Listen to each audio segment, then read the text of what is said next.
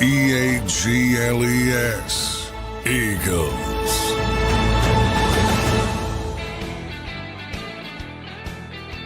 Welcome in, everybody, to a Wednesday edition of Birds 365 here on JAKIB Sports. I'm your host, Zander Krause. That's my co-host, John McMullen, back with another edition of the show, another 2-hour edition of the show as we inch closer to the Week 14 matchup. It's a Monday Night Football matchup, so we got an extra day of shows, actually, before we get to that game. We'll have next Monday's programming before the game. J-Mac, how you doing on this Wednesday morning, brother? Too many wonky weeks, man. I'm going to blame that on the Eagles. No, I'm joking, but yeah, too many wonky weeks. This schedule, but that's an NFL problem as a whole.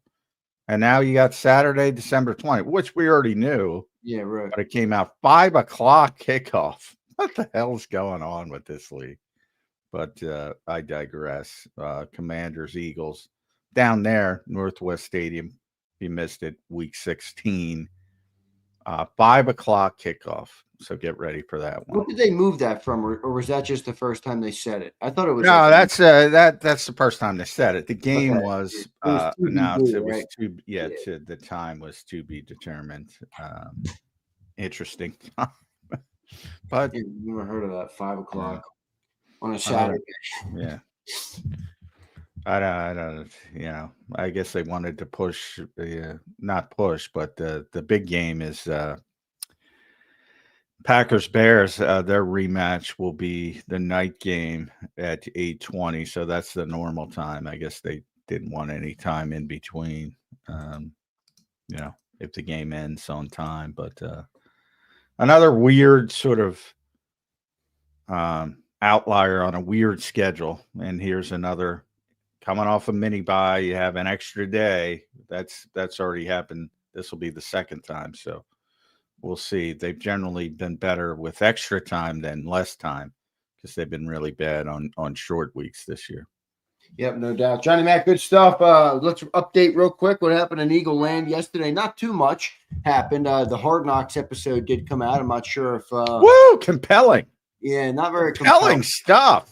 Pretty boring all around. I won't lie. You hit the nail on the head. I forget what you called it when we first talked about it. It was like some sort of scripted, but it wasn't that. You said basically they just follow the same. Well, they just do the same formula. It's probably formulaic. That's the word you used. Yep, formulaic, and it was very formulaic. But there was a couple good things in there to see. I think some fans got to see a look at Jalen Hurts on the sideline where he took some accountability after the fumble and after the Devontae Smith play. So that was good to see, and I appreciated seeing that. But overall, not a whole lot in the Hard Knocks other than having to relive the last two losses for the Eagles. I see a lot of people giving Jalen Hurts credit for his accountability. By the way, you already said it in the press conference with the fumble especially, and intimated the issues. Boy, that word's starting to bother me. The words start to bother. Like everybody in this league is like the same. Bunch of robots, bunch of Jalen Hurtses. Oh, you got it. Who gives a shit? Accountability. We know who made the mistake. I take this from my buddy Pat Leonard. I don't know if you saw the Joe Shane. He just roasted Joe Shane, which I give Pat a lot of credit for. Everybody should take a look at that. I put it on my X feed at JF McMullen if you want to see it. Now, number one, I'm envious that he can get, multiple questions and follow-ups in a press conference, even in New York, which you can't do here because we have so many lunatics. We have so many people covering this team. It's like one maybe get in a second. Yeah, how the heck are you supposed to get real information with just exactly. So it was great to watch, and it was that was true accountability, if you want to say that the GM had to go through. But his answers, Joe Shane's answers, it's all the same stuff. You process, blah, blah, blah, blah, blah. It's like Charlie Brown's teacher. Wah, wah, wah, wah. That's all it is. Every single one of them. It's gotten to the point. Wah, wah. Oh, he took accountability, and everybody said, oh, what? But yeah, okay.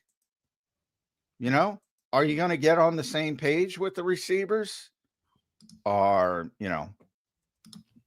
And I don't even necessarily blame the tush push stuff on Jalen, because I've said it pretty consistently. I think they need to pivot away from that, and take advantage of all the extra attention that's getting from the opposition to try and stop it. And now they're going to rip. That's all they're going to do. If you keep using it, they're going to rip and rip and rip and rip at the football.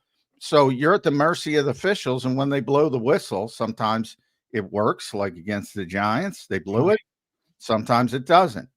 So you're going to be at the mercy of that if you don't pivot off of it. But yeah, for some reason, I guess because so many people said, wow, accountability. And Mike Gill's saying he doesn't have a link. I don't know. I just got him. Yep, I just did. But yeah, I'm tired of the accountability talk. Not that I'm picking on Jalen, and it's not his fault that people picked up on it, but I saw a bunch of people pick up. I'm like, first of all, he already did it in the press conference. And well, I'll tell you why. A lot of the TV viewers, me included, when they show Jalen John, and that's not to say this paints the whole picture anyway, and I think most people should know that, but they show him on the sideline and he's sitting there talking to nobody after a play like that, and they wait until, I guess, the pan to him. I don't know if they do it intentionally or whatever, but most of the time they pan to Jalen on the sidelines. He's just sitting there. So I think that creates does Jalen talk to his teammates? Does Jalen do this? You see my other quarterbacks, they're on the iPad or whatever. You don't see that from Jalen always. And I'm not saying that that's an indictment on him. I'm just saying I think that's the perception. And then when you see something like that, you get a little behind the scenes look. I think people like to see it at the very least. Well, I'm not saying you're wrong. I mean, I have to admit, like, to me, and I did catch some of it, and I was like, well, this is exactly what I thought it would be. And they do this every week with the mic'd up players and the Eagles unscripted stuff, and it's very heavily edited, obviously shifted. They're not gonna publicize arguments or things like that. And I get that part of it's cool for fans. I have no issue with that, but when and it's not anybody's fault, but when you make something out of it more than it is, it's like, this is what happens every week in the NFL. There's, you try to make adjustments at the line of scrimmage. That was a great adjustment if everybody was on the same page, and it's probably a touchdown, but they're not on the same page. And you talk about it afterwards. Why weren't we on the same page? Devontae thought he was signaling something else. That's the bigger issue. How do you get on the same page in week 14? But another example of built-in. See, I kind of look at it another way. That's another example of the built-in thing that worked in this offense. That worked from the right. Not even a play call, because it's not a play call, but from a schematic standpoint, because now in the modern game, you have all these tweaks, and you go into the huddle with a play call that might be dominant, but you can move it off, and it's usually just simple as killing from pass and rush. I talk about it all the time, but you have all these other things. If you see this, you can do this. If you see this, you can do this. And the more experience you get as a quarterback, the more autonomy you got, and you get, and Jalen's got more autonomy, and he makes a really good decision, check into the play, but he didn't make it aware to his receiver clearly enough with the signal, because Devontae thought it was something else. And that to me tells you, again, another word that I'm sick of accountability. Everybody else is sick of execution, but that's execution. Right. Execute the play, touchdown. Fair enough. Simple touchdown, by the way.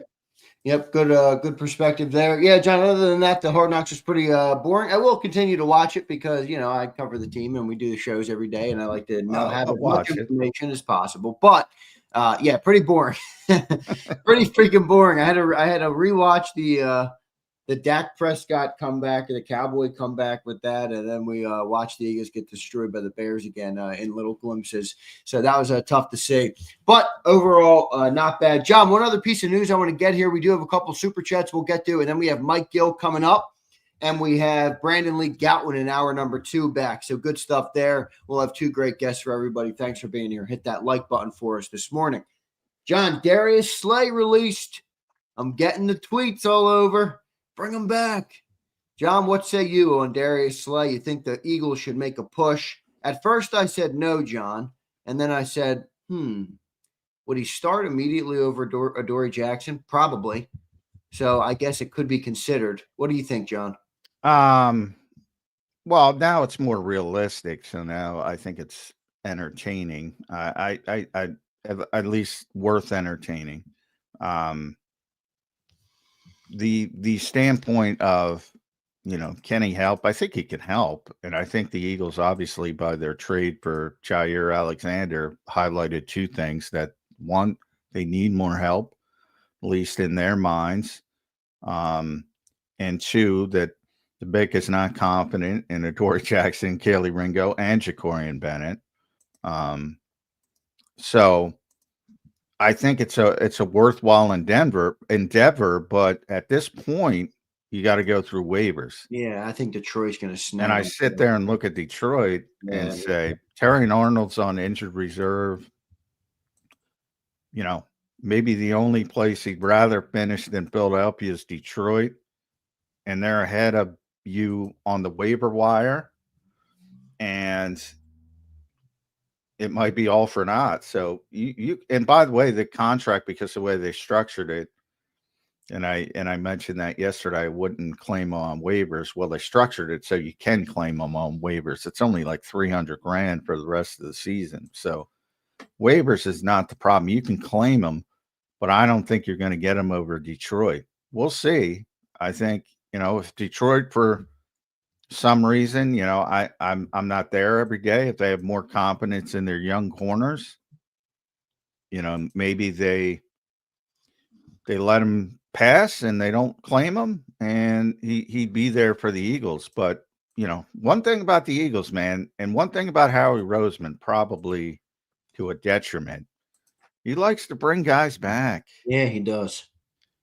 Brandon, he's talking out of retirement. He didn't even need Brandon. Now, at the time, he didn't have Jalen Phillips. So, Brandon doesn't even play, basically 5-10 snaps a game. But even that, you lose a Spread Johnson, brings him back. Marcus Epps, they started his practice window. He brought him back.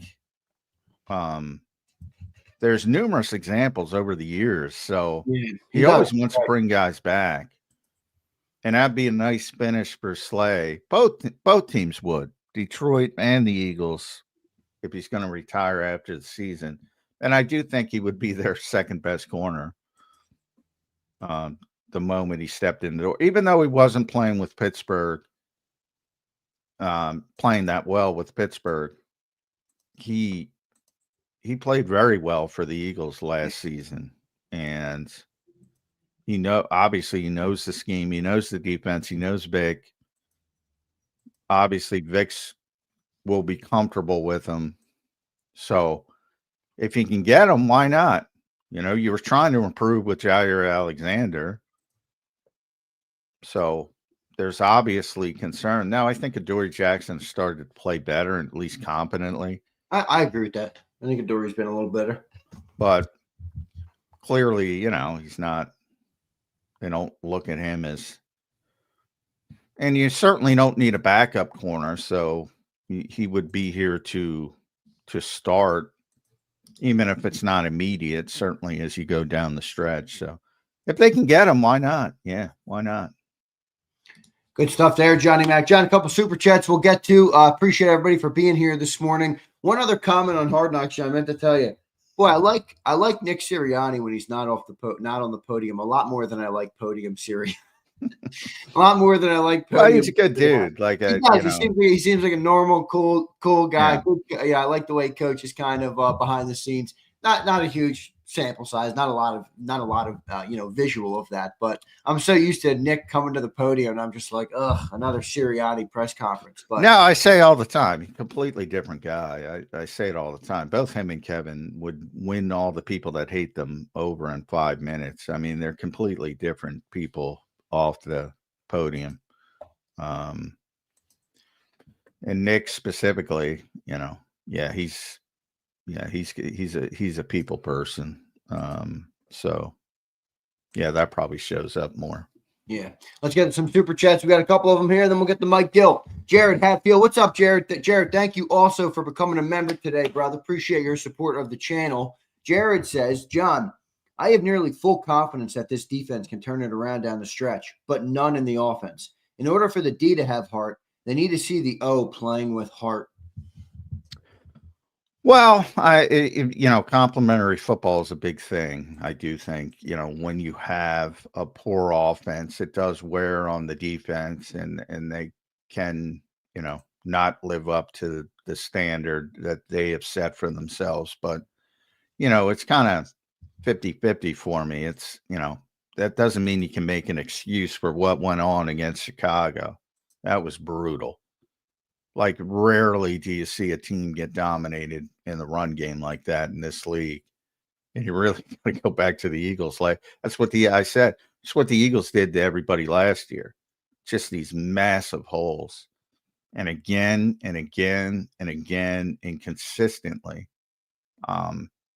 That's why I said macro, yeah, the offense. Offense. That's all anybody wants to talk about. But for that 60 minutes of football, don't be afraid to criticize that defense. They were awful.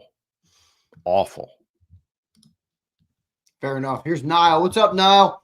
J-Mac, now that Howie's secret weapon is leaving for the Florida Gators, are they going to go back to having Rager and Dillard type picks? LOL. Caldwell's arrival in 21. Better drafting. Wow, John. Look at that. Now people are bragging. How many people knew Dave Caldwell was here? And he's been here for like 5 years. Niall's an educated fan. Niall is not. Niall knows. Niall, I'm sure Niall is aware. Yeah, Dave's not that. Howie has, and by the way, he likes to have guys with experience around, and did it with Dorsey. He brought in John Dorsey for a short period. He's got Matt Russell. He's got Joe Douglas back. Who's going to be the new Caldwell? Joe Douglas. They had, for a couple of years now, that they've had two senior personnel guys who were advisors to Howie, and it's been Dave Caldwell and Matt Russell, who ran the Broncos personnel department for many years. And then they brought Joe, so they had three. So now they're back down to the normal setup, which is it'll be Joe and Matt Russell as the senior advisors. And somebody else gets fired, they might bring them in, man. Howie's a reclamation project for GMs. And trust me on this one, Howie was a big part of him getting that job in Florida. Yeah, big part. That makes obvious sense to me. Dave's a Florida guy, and Howie's kind of like, all right, let's get you rehabilitated. Not that big of a deal from the Eagles' perspective. Niall says, I'm all about front office structure. So Niall's looking for making sure, all right, are we still in good shape draft-wise? I think we are, Niall. Here's Pumper. What do you think the emphasis was all week in regards to the Bears' day? What did Hurts say 5 minutes pregame? Disturbed at the lack of ball security by number one. He did say 5 minutes pregame that the Bears are the best takeaway team, but we're the best ball. We protect the ball the best. Pumper is taking accountability or is saying what you want to hear. I don't buy it from Hurts, but it's whispering sweet nothings into the Jalenites' ears. Well, I mean, that's part of why I bring up Joe Shane and I bring up Nick and I bring up, now it's O'Connell because of what's going on there. They all say the same thing. It's the same thing. It's a shit show and it's the same thing. Oh, but they're taking accountability. Are you? Right. Actually do it, man. Actually do it. And by the way, I'm a firm believer on you can't hold yourself accountable. That you can try. There are people who can. There are people who can be honest with themselves more than others. But you can't hold yourself accountable. You can't. It's just human. It's like, I know what you mean. All right, good stuff here. Let's go to Mike Gill, man, joining us right now here on Birds 365. You can follow him at Mike Gill Show. Go type in on YouTube at Mike Gill Show. Subscribe to his YouTube channel. Listen to him at 97.3 ESPN down the shore. Mike, what's going on, man? Welcome to the show this Wednesday. Another Eagle loss that we will be talking about. Mike, how you doing, man? As predicted by this man. I don't remember what your predictions were, but I think you have it written down somewhere over there. Bears. I picked the Eagles to win. Yeah. So you can spike that football, Mike Gill. Bang. 2 weeks in a row, I picked Dallas the week before, picked Chicago. I did pick Dallas. So 1-2. And it's the same reason. Their offense is horrible. And it stems from the offensive line is not very good. And because of it, it is now dominoed to the coordinator's house getting egged because he can't call half the plays in his playbook. I'd love everybody to try to call an offense when half the plays in your playbook, which are supposed to be the staple of this offense, are unusable. That's a pretty tough way to be a first-time coordinator. It's gotten to the point where this guy feels like he has to call the perfect play now on every single play. I feel like he feels like he has to score a touchdown on almost every single play, and he's trying to dial up. There's no setting anything up because every play he calls, he's trying to score a touchdown. It's just an untenable way to be a coordinator and to do your job when this offense was all built around running the ball with this offensive line. They can't do it, so now they've got to try to shift the focus, and it's not working very well. Well, I agree. There's certainly efficiency-wise. I think third down has been an issue. The penalties have been an issue. The pre-snap penalties, all this stuff has been an issue. But boy, and before we get to the macro, and I know we're going to talk 97% offense because we always do. boy, Mike. I mean, for that game, for that defensive stuff for you, I got defensive stuff for you. For that 60 minutes of football, and if Vic's going to talk today, later this morning, but and I know he's not going to make excuses. He's not that guy. But that defense was atrocious, Mike Gill. Atrocious. So you talk about, everybody talks about offense. I was back on the air in Philly this past weekend on Saturday, and I opened the show with the defense giving up 183 yards before contact on the ground. Yeah. Okay. 183 yards before they were touched on the ground. We're talking about DeAndre Swift and Kyle Monangai. The last time the Bears had that happen was Walter Payton and Matt Suhey. We're going back a ways where the Bears had any microcosm of success to this level, and they did it on a short week on the road and came in there and just absolutely lambasted you up front. And this was a lot here. Bad technique, out of lanes. Poorly, I don't know if they didn't practice all week and just kind of mentally forgot where they were supposed to be, how to line up, wrong alignment. The defense was abysmal, and a lot of it seemed to be somewhat technique and coaching, to be honest with you. I mean, guys just out of position, lined up incorrectly, and because of their lack of alignment, just getting absolutely blown off the ball. It was, you mentioned it on my show Monday, and I agree with you. Jalen Carter was dreadful in that game. God. Worst game as a pro by far. So I didn't absolve the defense by any stretch of the imagination. I thought Sidney Brown was borderline unplayably bad. He was awful in the game. They can't tackle. They didn't tackle a lick. 183 before contact. And to put it into that number is insane. 183 before contract. 183 before contract, right. And to put it into perspective, when we're talking about the struggles that the Eagles offense is having, 183 before contact for them. We talk about it a lot. Saquon had about 4 yards every carry last year before he got touched. Yeah. That number is under 2 yards now.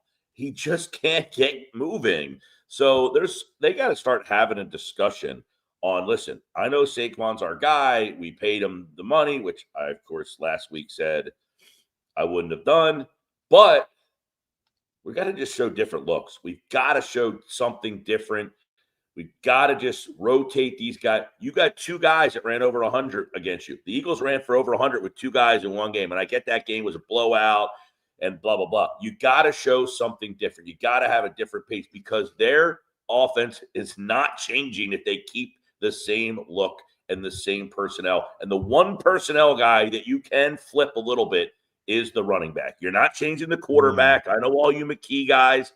That's not happening. You're not changing Brown. You're not changing Smith. You're surely not changing Goddard. The offensive line is what it is. The one guy that you can tweak a smidge is show a different look in the backfield. Mike, I got to talk to you about that. And I agree. I don't say this as a cop-out for the defense. The defense was awful in the football game. My perspective immediately after was the dam is breaking. You know, it feels like that defense has been holding this team together all year. With the offense being largely inept and just not having a good year. I mean, let's call a spade a spade. Do you see it that way? Is that a fair way to look at it, or is that just a bad performance by the defense? Well, they were on the field for 81 plays. This is Remember, in 68 plays versus Cowboys on the Sunday. Yeah, this is consecutive weeks where they've been out there. They hung in there, but there were a lot of bending, not breaking. It's 10-3, 17-9. I mean, like, how much of that was Ben Johnson's weird switch to passing against the wind in the second quarter instead of just shoving it down their throats? Yeah, you wonder if they were more insistent on just pounding it at you, how that game would have been very reminiscent of what the Eagles did to teams last year, 17-7, hit a big one, it's 24-7, and the game is essentially kind of out of reach. I think the Eagles defense, listen, I don't look at them and say they're a problem by any stretch. I look at them and say every week you're asking them to win the game for you. Yeah. And one of these weeks, you know, this has been the argument where people are like, well, it doesn't feel like 2023 because that defense was so bad and this defense is so good. That's not the argument. The argument is you can't keep asking the defense to be this good because you just can't. Some weeks you just don't have it. And if you keep asking them every week, eventually they don't have it one week. Or you get a situation like this week where they're playing okay points-wise. They're not giving up the points. They're keeping you in the game. But now they're on the field for 80 plays, and eventually something happens, a turnover, and then it puts them in a short field. And, you know, so while they haven't been awful, they're giving up in the last 2 weeks, they've given up almost 900 yards. That's the most yards they've given up in any 2-game span in like eons. So statistically, yardage-wise, they have been dreadful. Now, points-wise, they haven't been terrible. They are keeping you in the game. I mean, remember, the Eagles had the ball down 10-9 in plus territory with a chance to take the lead in that game late in the third quarter. Yeah, they fumbled. Think about that. They had already given up like 150-plus yards rushing at that point, and they're still right in the game. Because the defense kept them in the game. That's what, you know, this thing is. They're keeping them. Think about that whole situation. They score the touchdown. They missed a freaking extra point. And you're feeling about the momentum of this game. And then they get an improbable interception that you're like, okay. And it's like they couldn't capitalize on that either. That's where you just kind of were like, geez, like nothing can go their way. But I will say about the offense, when they go 3 and out, this is where they need to change the tempo. You go 3 and out, next series, we're going tempo. We're getting up on the ball and we're moving because when they go into tempo, that's where they seem to get a little – you can't do it all game long. I'm not saying – you go 3 and out the next series, we're going tempo. That's the thing. 3 and out, next series, tempo. Well, boy, that's you know, Mike, you've been through Chip Kelly. What if you go 3 and out again and you're going tempo. Well, obviously, then you can pull back on that. Yeah. But the point being is we went 3 and out. Let's try to get a little fluidity in the offense the next time we get out there and see if we can get ourselves in a rhythm. Got to get that first down. Then I think you can go tempo. That's where I agree. But you got to get the first one. You got to get the first one. The worst thing you want to do is go 3 and out and then go 3 and out again with tempo. Well, like Chip used to do. Yeah, I just spent 20 minutes before I came on here watching. I don't know if anybody's seen this Kurt Warner breaking down the play last night in the Hard Knocks, which I spent $18 to watch. By the way, oh my Lord, man. I apologize. Yeah, that's a tough one. Yes, by the way, I'm very stuffy today. My nose is running. Something's got me, but anyway. Probably so that play where. Everybody's talking about, and he really breaks down that play. It's a very interesting breakdown, though, of who was wrong, who's to blame. But really, the main point behind it is how it is coached during the week. He's like, this is how we did, blah, blah, but I don't know how they coach it. And you look at all the conversation about coaching and quarterback and who's the fault here.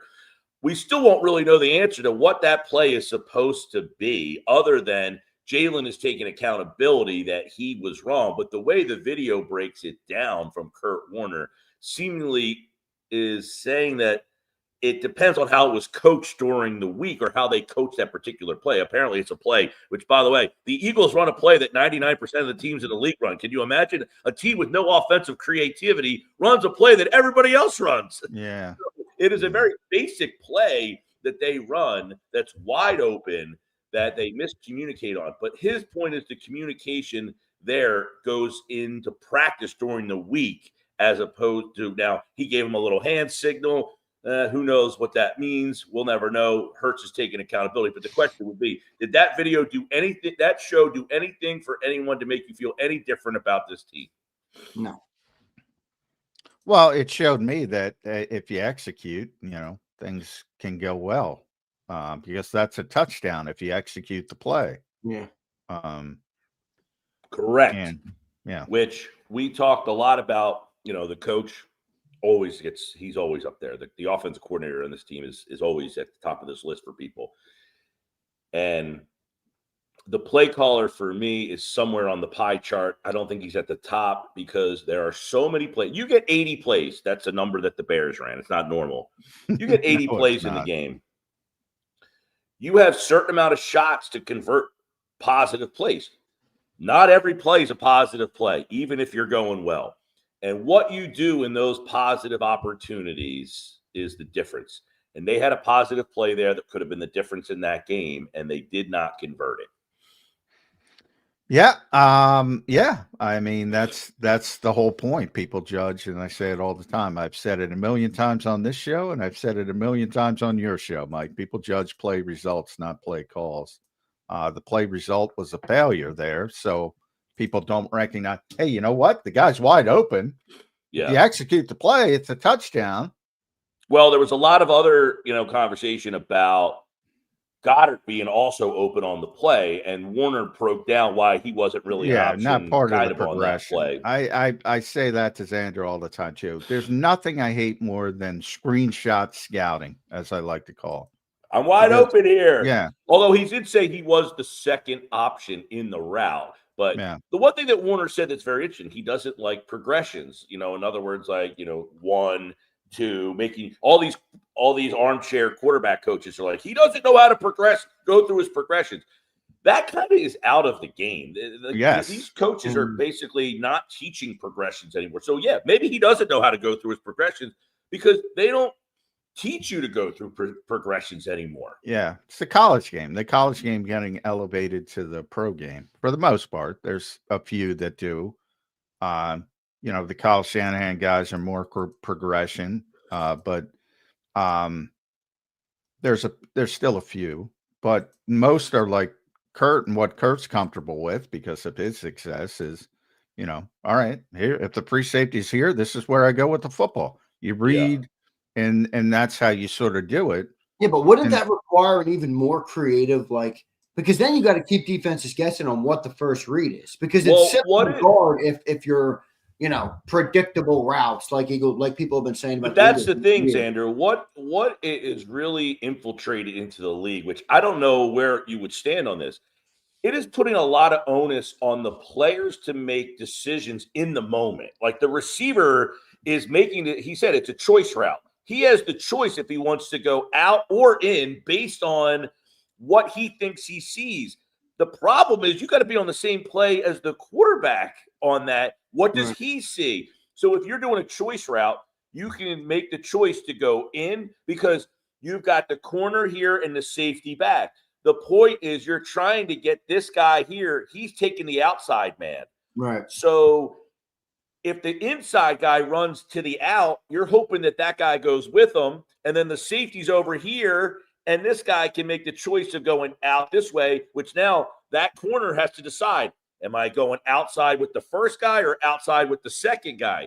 So these choices are all happening in the moment, and you have to be on the same page to read that. And that's where it's like you're putting a lot on these players to make that on-site decision. So in that moment, Devontae makes the choice of running in while whoever was in the slot ran past him. So the outside guy goes with him. The safety man comes to the guy who goes inside. That's why there's that separation. But Hurts doesn't know that right away. So his feet are set to the outside as they show in the video because he thinks Devontae's reading it to go outside. And instead, he read it to go inside. So now he's throwing across his body, and the throw's off the mark. So that split second there is them all reading that in the moment, not an actual play that is, this is the play and this is the route. Right. It's true. Did I explain that okay? Yeah, you explained it perfectly. Yeah. But, I mean, from the standpoint, think of it as a mini zone read. It's like you're reading one player. Basically, in a situation like that, or some of those shorter option routes where Kurt will call it choice, whatever. But you see it all the time with backs in those little angle routes. All right, you're playing the leverage off. Where's the leverage? I'm going inside. I'm going outside. McCaffrey's great at that. And sort of like the zone read. What do you do in the zone read? You're reading the one player. All right, what does he do? Does he crash down? I'm keeping it. I'm pulling it. If not, I'm going to give it to the running back. That's the simplification of football. Yeah. That's the simplification of football. The processing, which doesn't exist in many places, is far more difficult to go from 1 to 2 to 3 to 4. Which is then a net negative for the game. I mean, it feels like it is just from what I'm watching. From an aesthetic standpoint, it's a net negative, yeah. I mean, it makes it. Forget the aesthetic, though. I mean, even just like pure football. We're talking about football here. Is that? I don't know. You can argue simple is better. You can argue that. If you Appalachian State beat Michigan. I don't know why everybody wants 3 receivers if they're only going to one. If you go all the way, and Michael knows this, the start of this was Appalachian State against Michigan in college football. And, at the time, Michigan was Michigan. Not, they're always pretty good, but they were, very top tier. And Appalachian State was whatever the hell it was called back there, Division II, whatever. 1AA, thank you. And, they came out with the zone read stuff and the read option stuff to sort of shrink the difference in talent, and they beat them, even though they had all the good football players and all the talent. They beat them, and people started to slowly seep in. Well, how do we close that gap? And this is how you close the gap, and things became more simple, and lack of practice time and all piles onto it and said, well, we can't do this anyway, so we might as well perfect this. Yeah. Well, but it all started with Appalachian State.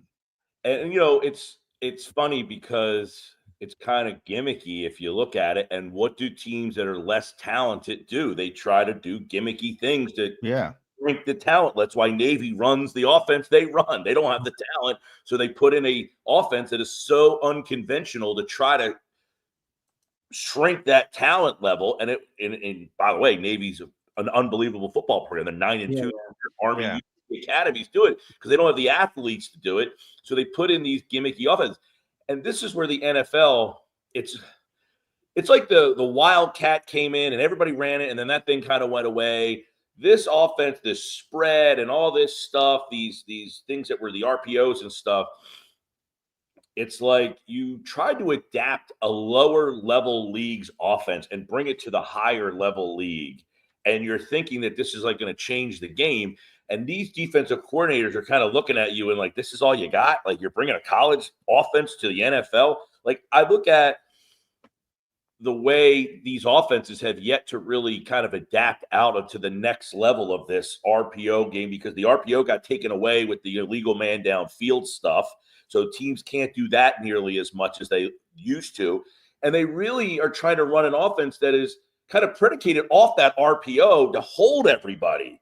You're trying to hold people because of but that RPO being kind of out of this offense has really been a domino effect to the passing game for this particular team. Other teams don't use the RPO nearly as much as the Eagles did. There's obviously a few that do. And I think that is where they have really struggled, is to peel the onion another layer to their passing game without the threat of that RPO, which means you might have to actually get the professional football level offenses instead of college offenses.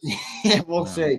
Mike, it's interesting. We sit here today, it feels like the sky's falling, as it always does in Philly after a loss. But, they won 4, they lose 2. They win 4 again, they lose 2. But the funny part about the league is, there's no real dominant team, and not only in the NFC, but in the AFC as well. And you look at what the Eagles have in front of them, and you're like, boy, they still have everything in front of them. They can just forget basically what's happened to this point and, handle their business in front of them, and the sky's the limit. Are you losing confidence in this team, or do you think with where they are now and what the schedule looks like coming up that they can kind of, I don't know, make a run here or at least playing better? A couple of years, I think, John, we might have talked about this on Monday a little bit. I don't remember, but they were 10-1. They lost to San Francisco. They got waxed by Dallas, and it was like, well, you play the Cardinals. You got waxed by the Cardinals. I mean, they couldn't get a stop that game against the Cardinals. You have like 38 or something against the Cardinals. So you got a Chargers team right now that played well last week. I know it was the Raiders, but that team is in wild card position. They need this win. The quarterback's banged up, but they do have a good defense. So it's not the kind of game where you're like, hey, our offense. The game to get your offense going was against the Bears. The Bears' defense is not good. They're not good against the run. They were on like their 6th, 7th, and 8th linebackers, and you couldn't get going there. So, yes, the schedule down the stretch suggests, okay, the Raiders are terrible. That game will be a sticking point. If you can't look impressive against them, and that game's here, you don't have to travel there. It's not like, Washington. You don't think Washington – now, if you did take anything from Hard Knocks, is they feel like they're getting healthy finally, and that they can start maybe being a spoiler and knocking some people off that maybe, I don't know, beat them in the NFC Championship game last year. They play them twice, and everyone's looking at, you play Washington twice down the stretch. Those are the kind of teams that generally you don't want to play. Like, yeah, I don't want to have to play that team that was good last year, went through injuries all season long. They're not rolling over and dying. They want to show that they, had a season that they had because of injury, not because they stink. So Washington playing them twice at the end, yeeks. Not like in that position. You got Buffalo jammed right in the middle there. The only game where you feel like you have a get-right moment is the Raider game. That's it for me. So this is going to be interesting to see how they can kind of climb out of this mess, because this Charger defense is not one that you feel like you're going to. Now, if they can get themselves going against the Chargers, it kind of sets up a springboard for, all right, down the stretch, you feel pretty good. But if not, it makes me think of that Cardinal game where you just can't figure it out, and it's going to be a bumpy ride to the end. Think about this. If you lose the game to the Chargers this week and Dallas wins, they have the same amount of losses as you with that tie. So you'd be ahead of them by virtue of the tie. But that tie might be the reason they end up possibly surpassing you in the end here. So they beat Detroit tomorrow night and you lose to the Chargers, you're essentially deadlocked with 4 games to go. They play Washington and the Giants and Minnesota down the stretch. They have one more. They play the Chargers. Outside of them losing at Detroit this week, which I don't see that happen. This Detroit team, I think, is tapped out. I think they are out of gas. That team has gone through so many injuries and so many bumps in the road. I think Dallas runs the table, to be honest with you here. That puts an immense amount of pressure on you. And I don't like the way this game sets up on Monday night. I really don't. Yeah, the Chargers, for those who don't know, have the third-ranked defense in the NFL. Yeah. So I think a lot of people, The top 10 Chargers offense problem, as well, by the way. The Chargers' problem has been the Eagles' problem. Their offensive line has been a disaster. Yeah. And they can't, like, when their line is the way it is, anybody can beat them. But they've gotten themselves back a little bit here. And their defense. Mekhi Becton is not playing well, by the way, out there. Mekhi Becton. No, he played great here. But if they had Joe Alt and they had Rashawn Slater, they'd be a Super Bowl contender. But they don't. No one on the Eagles 2024 offensive line is playing well this year. Nobody. No. I would say I think Tyler Steen's played better than I expected. But he wasn't on the compared to. That's not what I said. I said 24 O-line, John.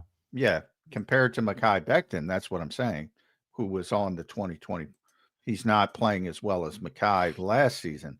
Mekhi is not playing well this season, which kind of happens. But interesting, and these numbers are meaningless, but it is interesting to me that the Eagles now have the 24th ranked offense and the 25th ranked defense, which is kind of amazing when you think about the narratives in this town. But bottom line is, the Eagles are great on red zone and red zone football, both sides of the ball. Number 1 on offense, number 4 on defense. If they weren't good in the red zone, they're probably a 4-8 team the rest of the way they play on the field. That is what is saving them. Their red zone effectiveness on both sides of the football. And to your point, Mike, the defense gives up all those yards, but bend but don't break. They don't break usually. Offense, when they do get in there, which is not nearly often enough, they're the best in football. It's weird. Such a weird team. They are. It's one of the more bizarre teams. And now, but by the way, a lot of that, red zone stuff, they get a lot of those tush pushes when they're down inside the 5. Well, that's part of it. Yeah. Right. But that tush push that's not been working either all of a sudden. Last week they fumbled on the tush push. They haven't converted them at nearly at the same rate. They're not even getting in. Like the game against Dallas, it's 3rd and 2. And the fact that they don't run the ball on 3rd down to set up a tush push on 4th down if they don't get the 3rd down, that tells me like they are having serious doubts about running the ball and converting that play. And their offense. John has kind of won me over on that. I'm in the book. I'm on John's where I'm like, just spread it out, let Jalen pick a lane and go and get the first down. I think it'd be more successful. Yeah, I mean, listen, they definitely need to do. I don't know if anybody heard any of the Nick Foles stuff on his podcast. Yeah, I heard it. And his whole point was, they got to just simplify things. It's funny. We hear that word and you're like, they're not creative enough. They don't do enough. How much can this thing get? They got to simplify things. But I thought one of the things he brought up in there was, can they kind of reimagine this offense? He said, look, I came in and I was running stuff that worked for Carson. And then we had a bye week and we kind of found stuff that worked for me and not for him. So the question would be, they've had one bye, they had a mini bye, now they're on another mini bye. Can they reimagine this offense to find some things? Like if you haven't found the bye now, it's kind of crazy to think of. There, to Nick's point, no, unless they change to Tanner McKee. Then they'll change. I will say one thing you took away from the Hard Knocks last night is Nick is steadfast on doing what we do. One of these plays, Brandon Graham said it, one of these weeks, this running game is just going to poof. And I'm like, I hope he's not listening to Brandon Graham here because I don't see this. Well, and I was saying not Nick Sirianni, Nick Foles, to the point of you saying, they changed the offense. They specifically changed. Doug Peterson told John DeFilippo, this isn't working. kind of figure out what Nick does well, we'll run. And they went more RPO stuff. They did. There's no running threat with Nick, but that's what he was comfortable with from his days with Chip and going back to college. That's what he was comfortable with. They're not changing with Jalen Hurts. If they go to Tanner McKee out of necessity, they're going to change. You'll see a lot of tight ends in the flat with Tanner McKee. Yeah. On replay. Tight end in the flat. By the way, tight end in the flat.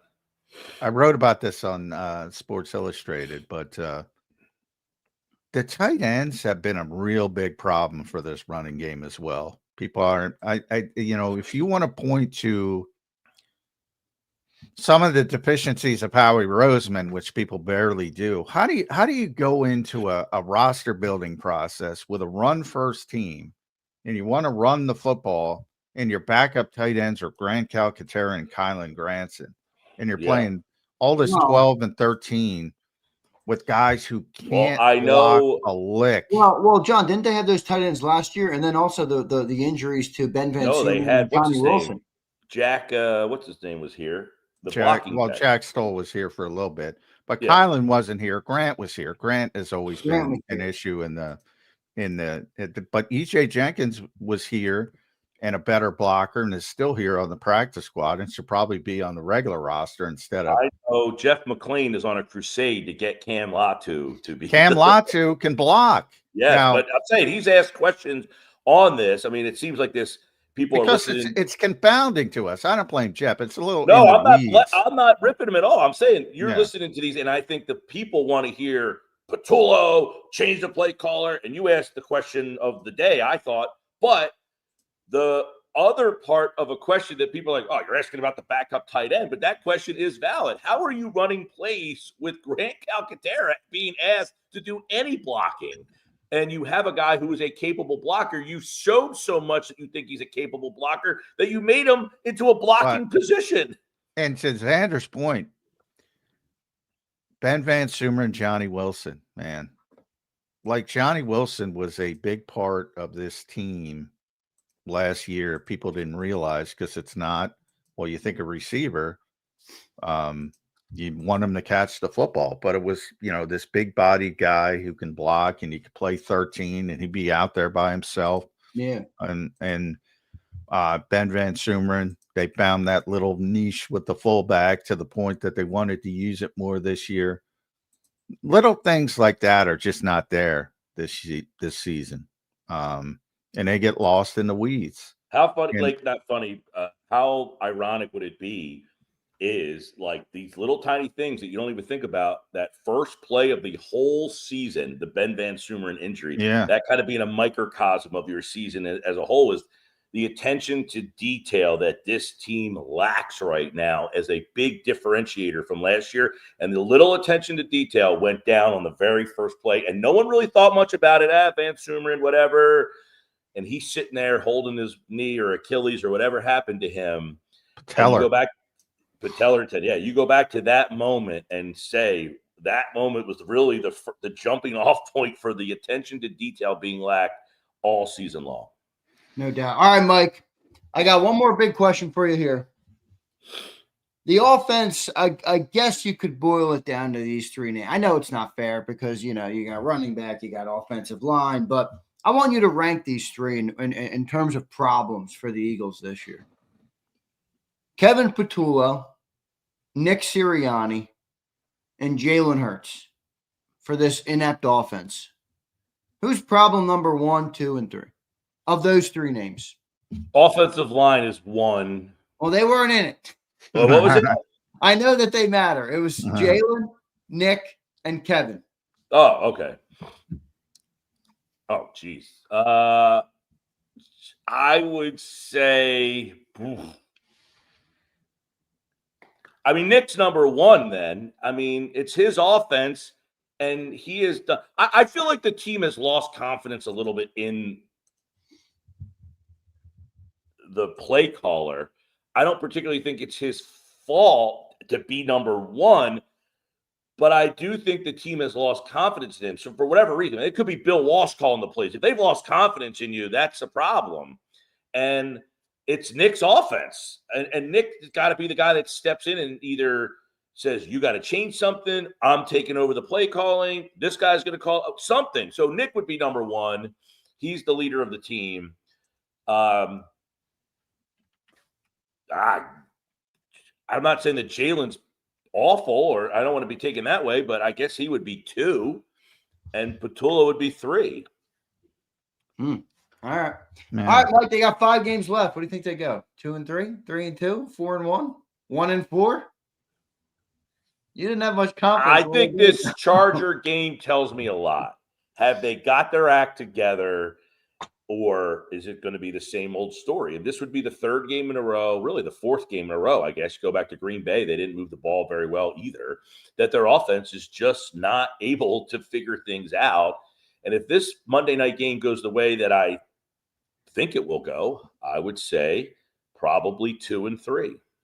Yeah, that's what I had yesterday. We'll see what ends up happening. Now, I said, before they play Washington twice. Washington played Philly in the NFC Championship game last year, lost that game.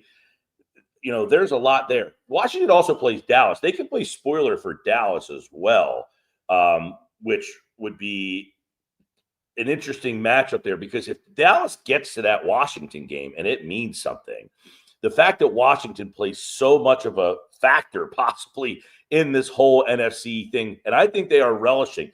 That's what I took away from that. I think they are relishing the opportunity to take out both Dallas and Philly and cripple both. Now, you're not going to, but you can knock Dallas out of the playoffs. Any loss for them, they're pretty much done. But if Dallas keeps winning and they have the chance to do it to Philly twice, that is something that I think both of those teams should be leery of down the stretch. It should be fun, though, because is Jaden Daniels going to play? Have we heard? I haven't heard this week. He appears to be close to returning. Yeah, I think he says he wants to play if he's cleared. I mean, they showed him at practice. I was pretty surprised. They had a game from last Monday night on the show on Tuesday. That's some high-level production there to get that thing turned around as fast as they did. They had the Eagles they had all these games. I figured that they would have all the lead up to those games, and then those games would be in next week's episode. Yeah, well. But that's what I thought too, Mike. That's what I thought too. You didn't get a whole heck of a lot, obviously, but I wonder how fast they had to turn all that stuff around to set up maybe. Now, remember, the Hard Knocks goes for as long as these teams are alive. So if somebody goes to the Super Bowl, Hard Knocks will stay on every Tuesday night until that team gets eliminated. Is that right? I didn't know that. Boy, that makes me almost root for elimination, just so I can get rid of it noticeable that they're around? Well, no, but Mike. Oh yeah, it's very. To your point on them turning it around, though, or the Hard Knocks turn around. John's spot on. He called it formulaic. That's the only way they turn. I mean, they turned around the Giants game was Monday night. That's what I said. They played Monday. The show was on Tuesday. That's what I mean. So it's so formulaic. They're chopping shit up, dropping it right in the. I haven't watched Hard Knocks in a long time. Because it's a bad show. It's very well. It used to be pretty compelling, but you're right. Well, yeah, and then it became. Yeah. And then they had offshoots like Amazon had one, and so made All one. or Nothing. Yeah. Then there was an in-season. The off-season one was the one that I had the most interest in, but that one obviously blew up in the Giants' face, and they got rid of that after one season. Then they switched to the in-season with the whole division. Like, let's be honest. Nobody cares about the Giants in Washington. You showed us what their stories are. Get them out of here, and let's focus on the meat and potatoes the rest of the way. Agreed. The two top teams in the NFC. I don't even know that Jackson Dart doesn't know where New Jersey and New York are. Get that off my screen. I don't care about the Washington. By the way, good for Hard Knocks because they have the 2 biggest circuses in the NFL for different reasons, but the 2 biggest circuses in the NFL with the Eagles and the Cowboys. So it could work for them if they wanted to work. I'm surprised, it's like the Eagles are so close to the best. They don't want it. And the fact that they had to do this, but they also have, control over what airs and what doesn't. So you're not going to get anything that's really, really, really compelling. Not going to get reporters yelling at each other in They might. I wouldn't be shocked if they said it's got so tense in Philadelphia that reporters are now fighting. They're already thought past might that. have been in there. I thought that might have been in there, but it wasn't. All right, Mike. Good stuff, man. Appreciate you, Bob, bringing some truth and clarity to the Eagles this year. We'll talk to you again next week, and we'll see if it's after another loss or maybe they're back on track, Mike. We will find out. Thank you for doing it today, brother. We'll talk to you next week. See ya. Man, Thanks, dude. bud. There's Mike Gill. At Mike Gill Show Yep, on X and the YouTube channel also. Good stuff there from Mike. I always love talking to Mike, John. He's got such a great way of talking about sports. Great voice, and he handles it well. So He's good got stuff. the voice. It's like he's been smoking since he was 5 years old. Yeah, he's got the perfect voice for it, no doubt about it. All right, we got some more super chats, and then we also have Brandon Lee Goutman coming up in a little bit. Johnny Mac, so a lot of good commentary coming up for you. We didn't have BLG last week, so I'm curious to hear BLG now. We've had 2 losses, since we've talked to BLG. A collapse in Dallas and a brutal loss to the Chicago Bears. We got to see what BLG thinks. Let's get to some of these super chats, Johnny Mac. Him Bison, what's up, brother? Is it really scapegoating if the firing is justified? I assume he's talking about Patullo. Sure. No, I mean, there's sometimes, but you got to be, it's very difficult to understand if guys are, there's a possibility, and Sean Desai's probably in that category, who was, completely overwhelmed and probably not, didn't deserve to have this position in the first place. And you got to move on from guys like that. More often than not, though, it's scapegoating, I would say, around the NFL as a whole, more often than not, because look, it's a zero-sum business. And, you see it with great coaches who have long shelf lives. They all have bad seasons. They didn't become bad coaches. It's a talent-driven business. And when the talent doesn't perform, it doesn't matter how good a coach you are. You're not going to win a lot of games. Simple as that. I don't think anybody thinks, in the NFL at least, that Kevin O'Connell's a bad coach, but he looks bad right now. That's a good point. He won how many games last year? 14? 14. Fair point. Steve Go, what up, Steve? How you doing, brother? Good to have you in here. He says, I am hearing Frank Reich is coming in to help the coaching staff. Do you think he makes a difference? First of all, I want to know where you're hearing that, Steve Go shoot. But beyond that, look, Nick and Frank are very close. And so, like, I always joke when the consultants were a big deal and they brought in Marcus Brady and then Vic Fangio in the Super Bowl season, Super Bowl 57 season, late with Vic, very late. But he was always a friend of the program. He would be at training camp, and like in the case of Frank and Nick, they text each other all the time. Like, he was a consultant when he was coaching Stanford. He bounces things off Frank all the time. Will he be brought in as a formal part of the organization? I've said I don't think so. It's just a weird dynamic to go from being somebody's boss to go to somebody's employee. I don't know. It's just weird. I think Frank himself talked about that on Cilio's show, because Cilio's close with Frank. Yeah. I think he talked about that exact thing. It's just weird. So I don't know, but he's always like, Nick talks to Frank Reich all the time. Believe me, he's bouncing all this stuff off Frank Reich the whole time. So he's only a phone call away. Just because he doesn't work in the Eagles doesn't mean they don't have conversations. Here's our boy, Martin. What's up, Martin?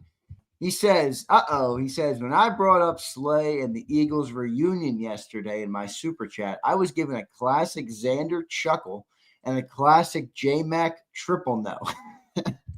Well, that was from the standpoint of, and by all means, spike the football. That was the point of, he's not free yet. And when the Steelers cut him, which I got to the point, I wasn't paying attention. I didn't know he was a healthy scratch. So it's sort of like the Adam Thielen situation, which this has become a thing now in the NFL where veteran guys are not working out and they ask to be released. And I mean, it's sort of like the NBA buyout market, which I don't like, by the way. But if it's becoming a thing, and it seems to be becoming a thing, and the Steelers released them, so now it's a thing. Now, I do think Detroit will claim him. That's just a hunch because they put Terrion Arnold on injured reserve. So he's likely done for the season. And they have so many corner issues, and they're ahead of the Eagles on the waiver wire right now. And Slay loves Detroit because of what they did for him early in his career. And those are the two spots I think he would like to finish. But if I were the Eagles and they already tried to get Jair Alexander and that didn't work out, so what does that tell you? Well, that tells you that they're not happy with the Dory Jackson and Kaylee Ringo and Jacorian Bennett.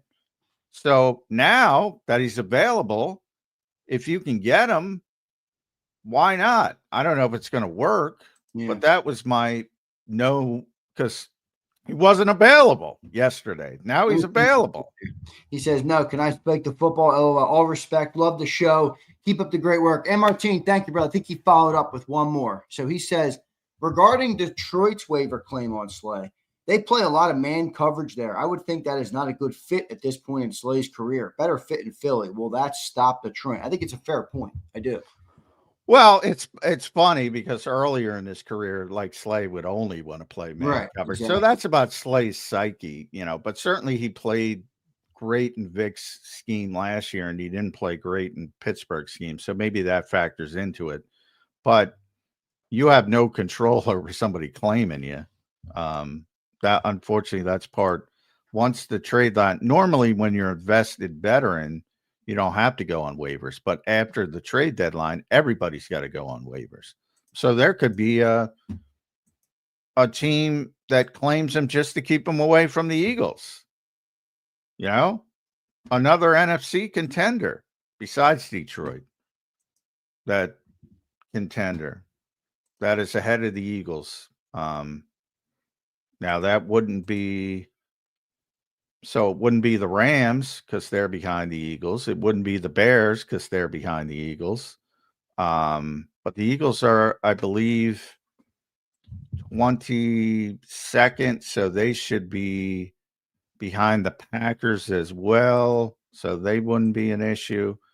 The Seahawks wouldn't be an issue. Does anybody else have a better record than the Eagles right now?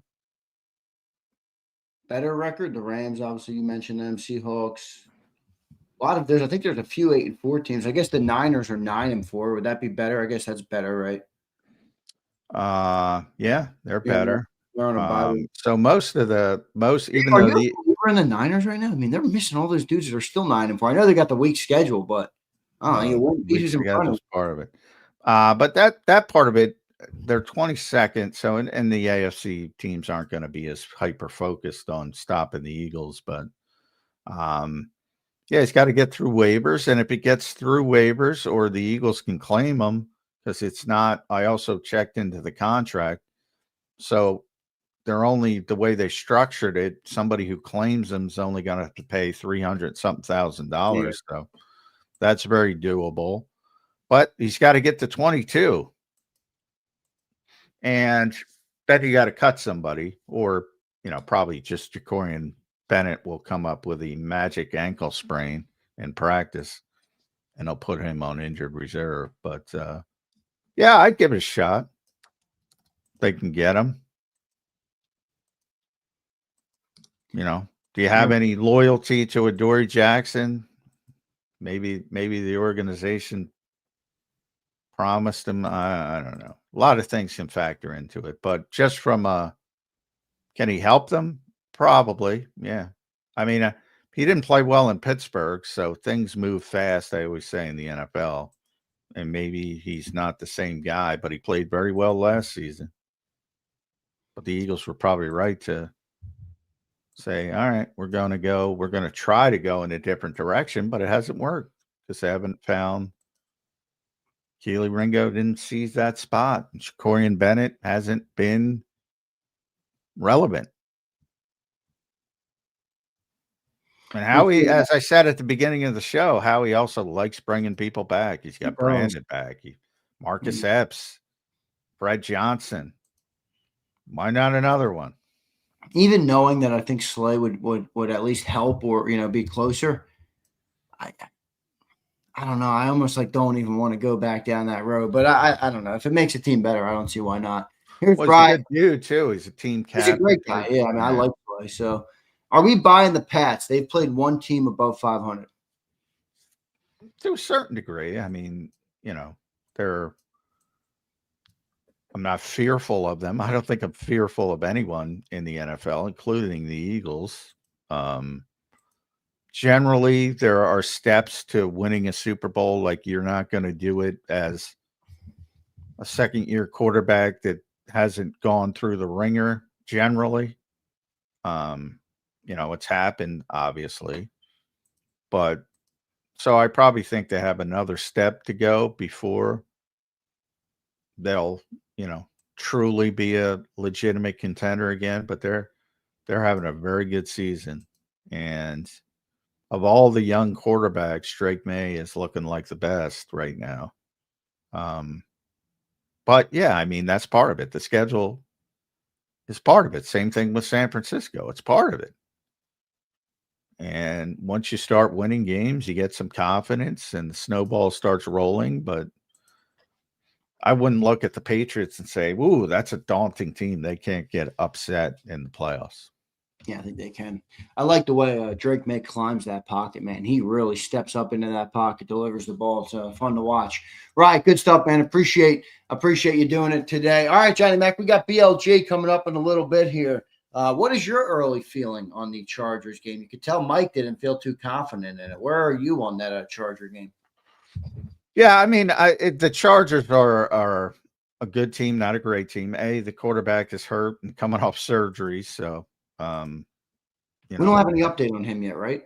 No, I think he's going to try to play, but it's going to limit him. Aaron Rodgers had a similar. Now Aaron's 42, but he missed a week.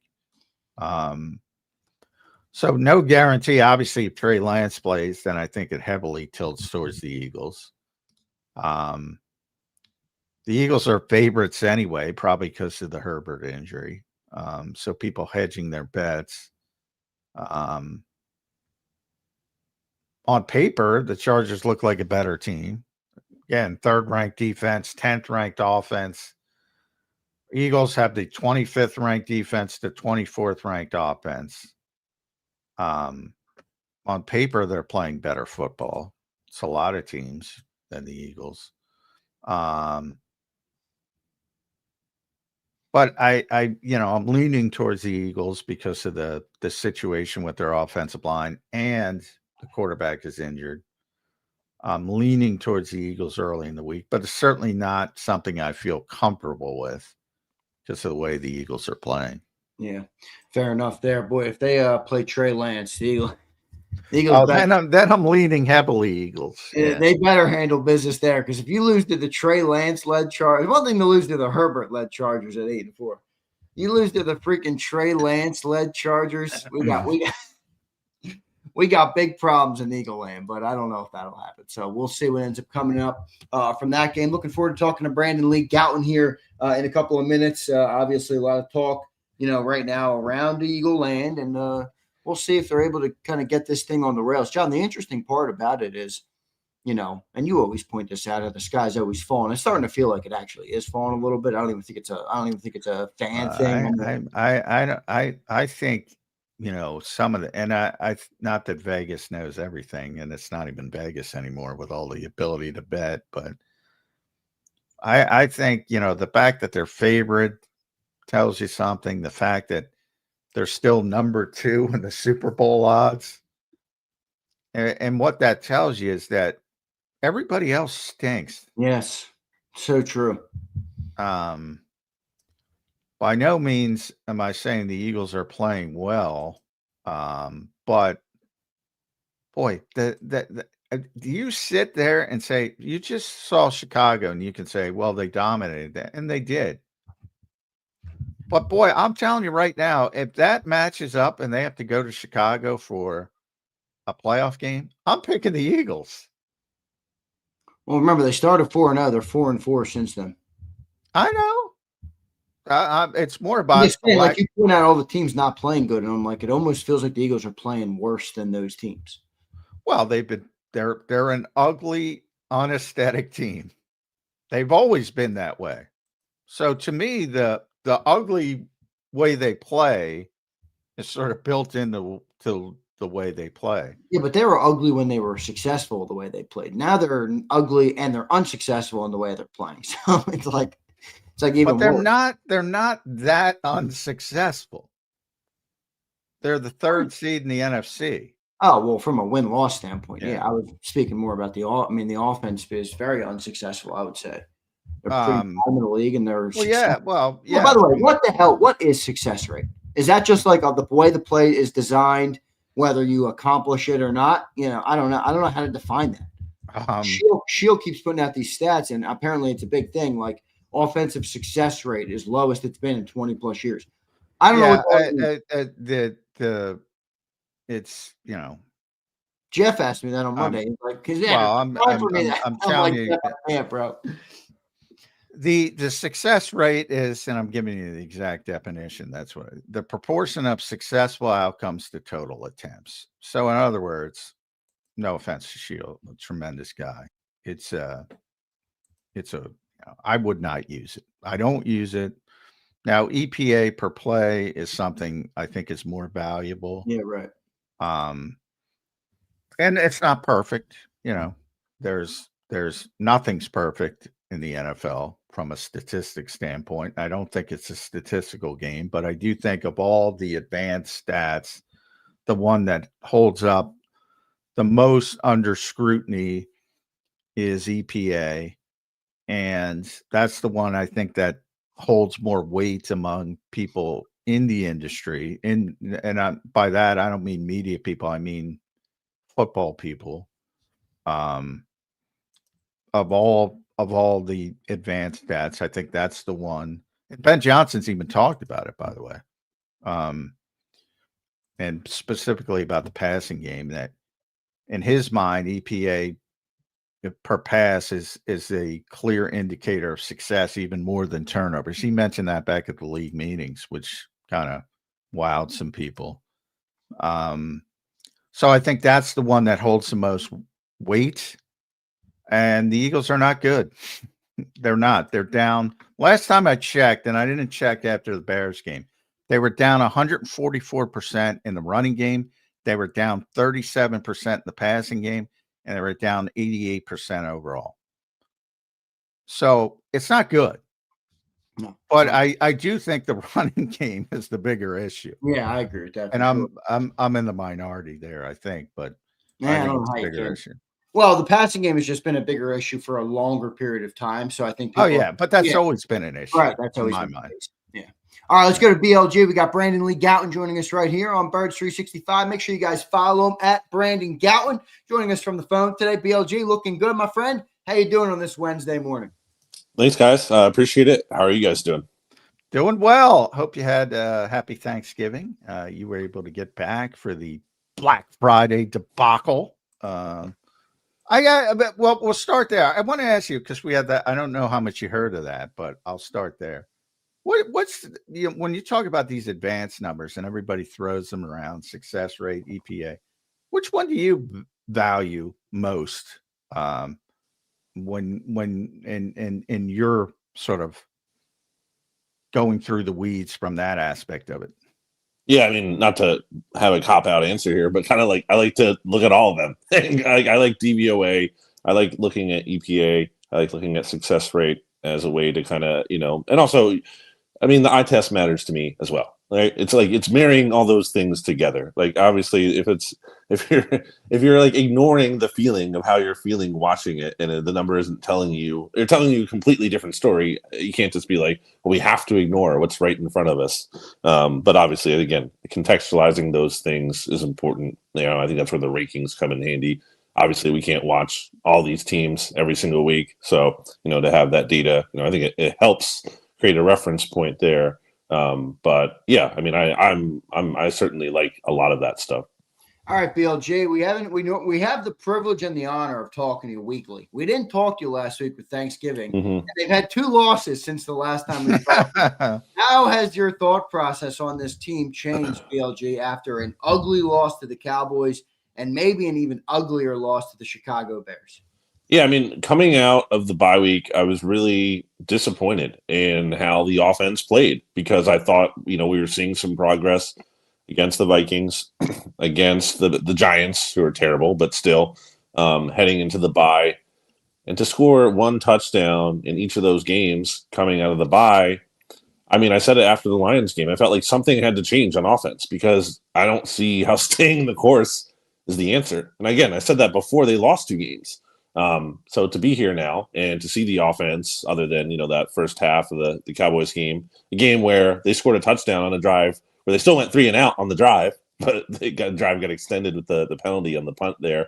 It's inexcusable. And this is why, we were talking probably a couple weeks ago, like, can the defense hold up? Can they really carry the team?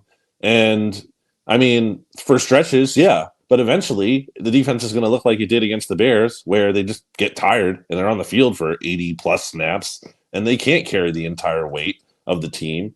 And even though they set up the offense with a prime scoring opportunity that they didn't take advantage of, like, the offense has to come through at some point. They just haven't. It's interesting because, look, when you're on the field for however 80-plus plays, that's never good for a defense. But I will say, from a macro standpoint, I've been saying all week, BLG, obviously the offense is the bigger issue with this team. But for that 60 minutes of football, I can't give a pass to that defense. That was one of the worst performances when it came to stopping the run.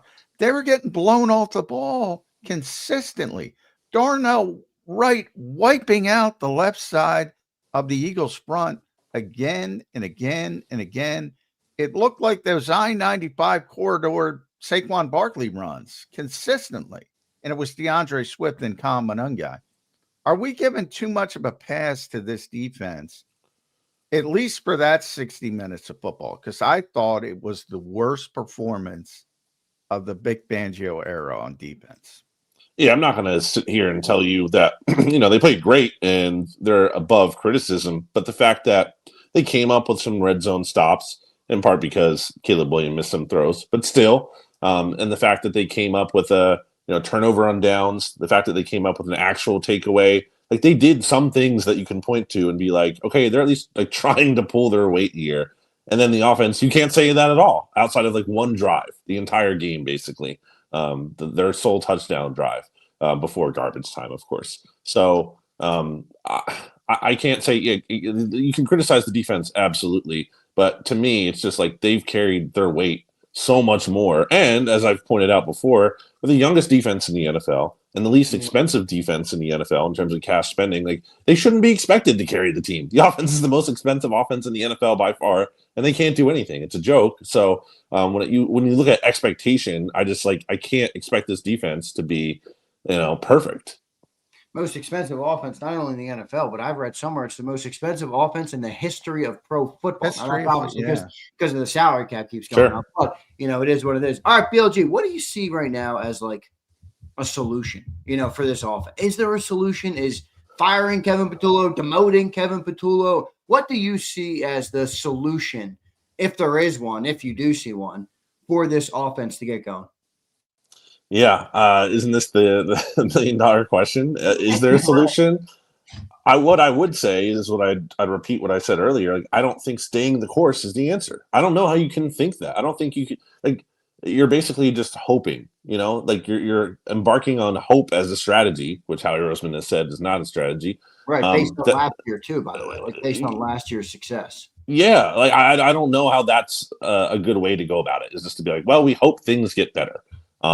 And they tried to make tweaks, earlier in the season there, and we saw some more under center, and then they went away from it.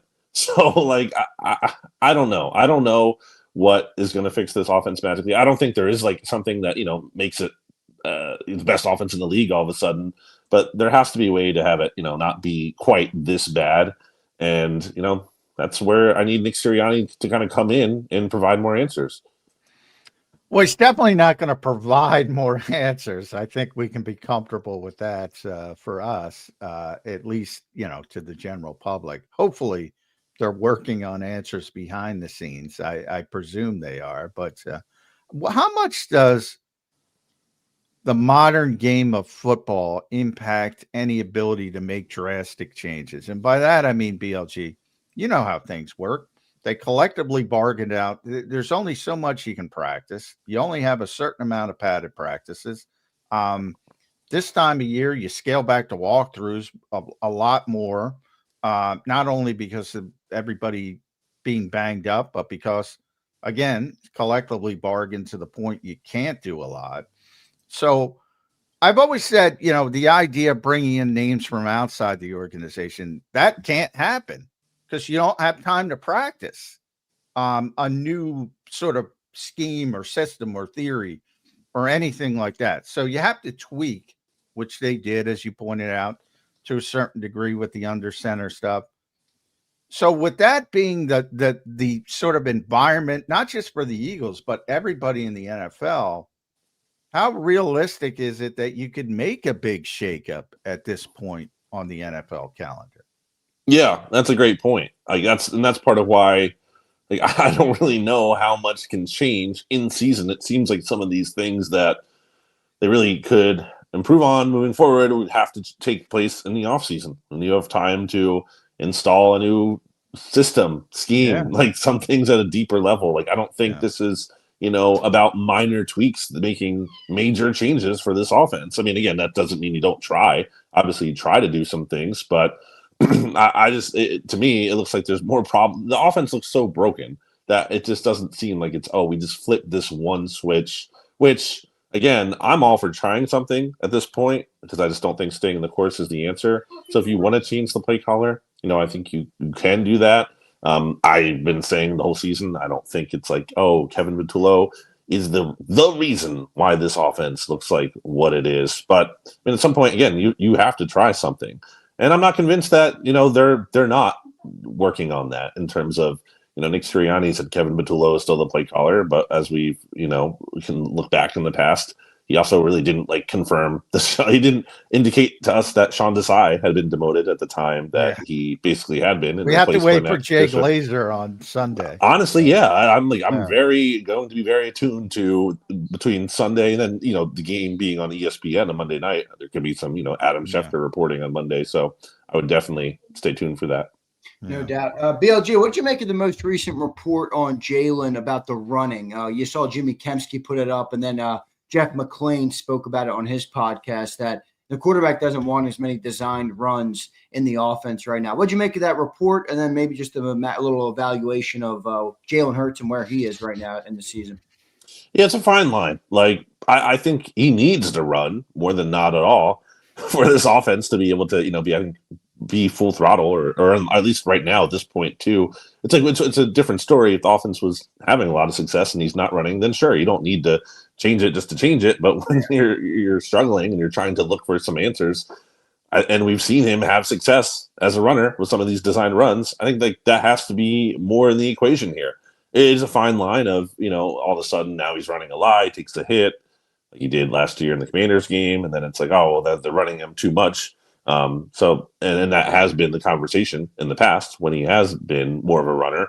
But you can't, the point is to me, you can't just neuter that entirely. That can't be the case. And if, this reporting is out there about Jalen being a factor in that, I tend to believe that. I don't think that's just, people making things up. I think there's some truth to that.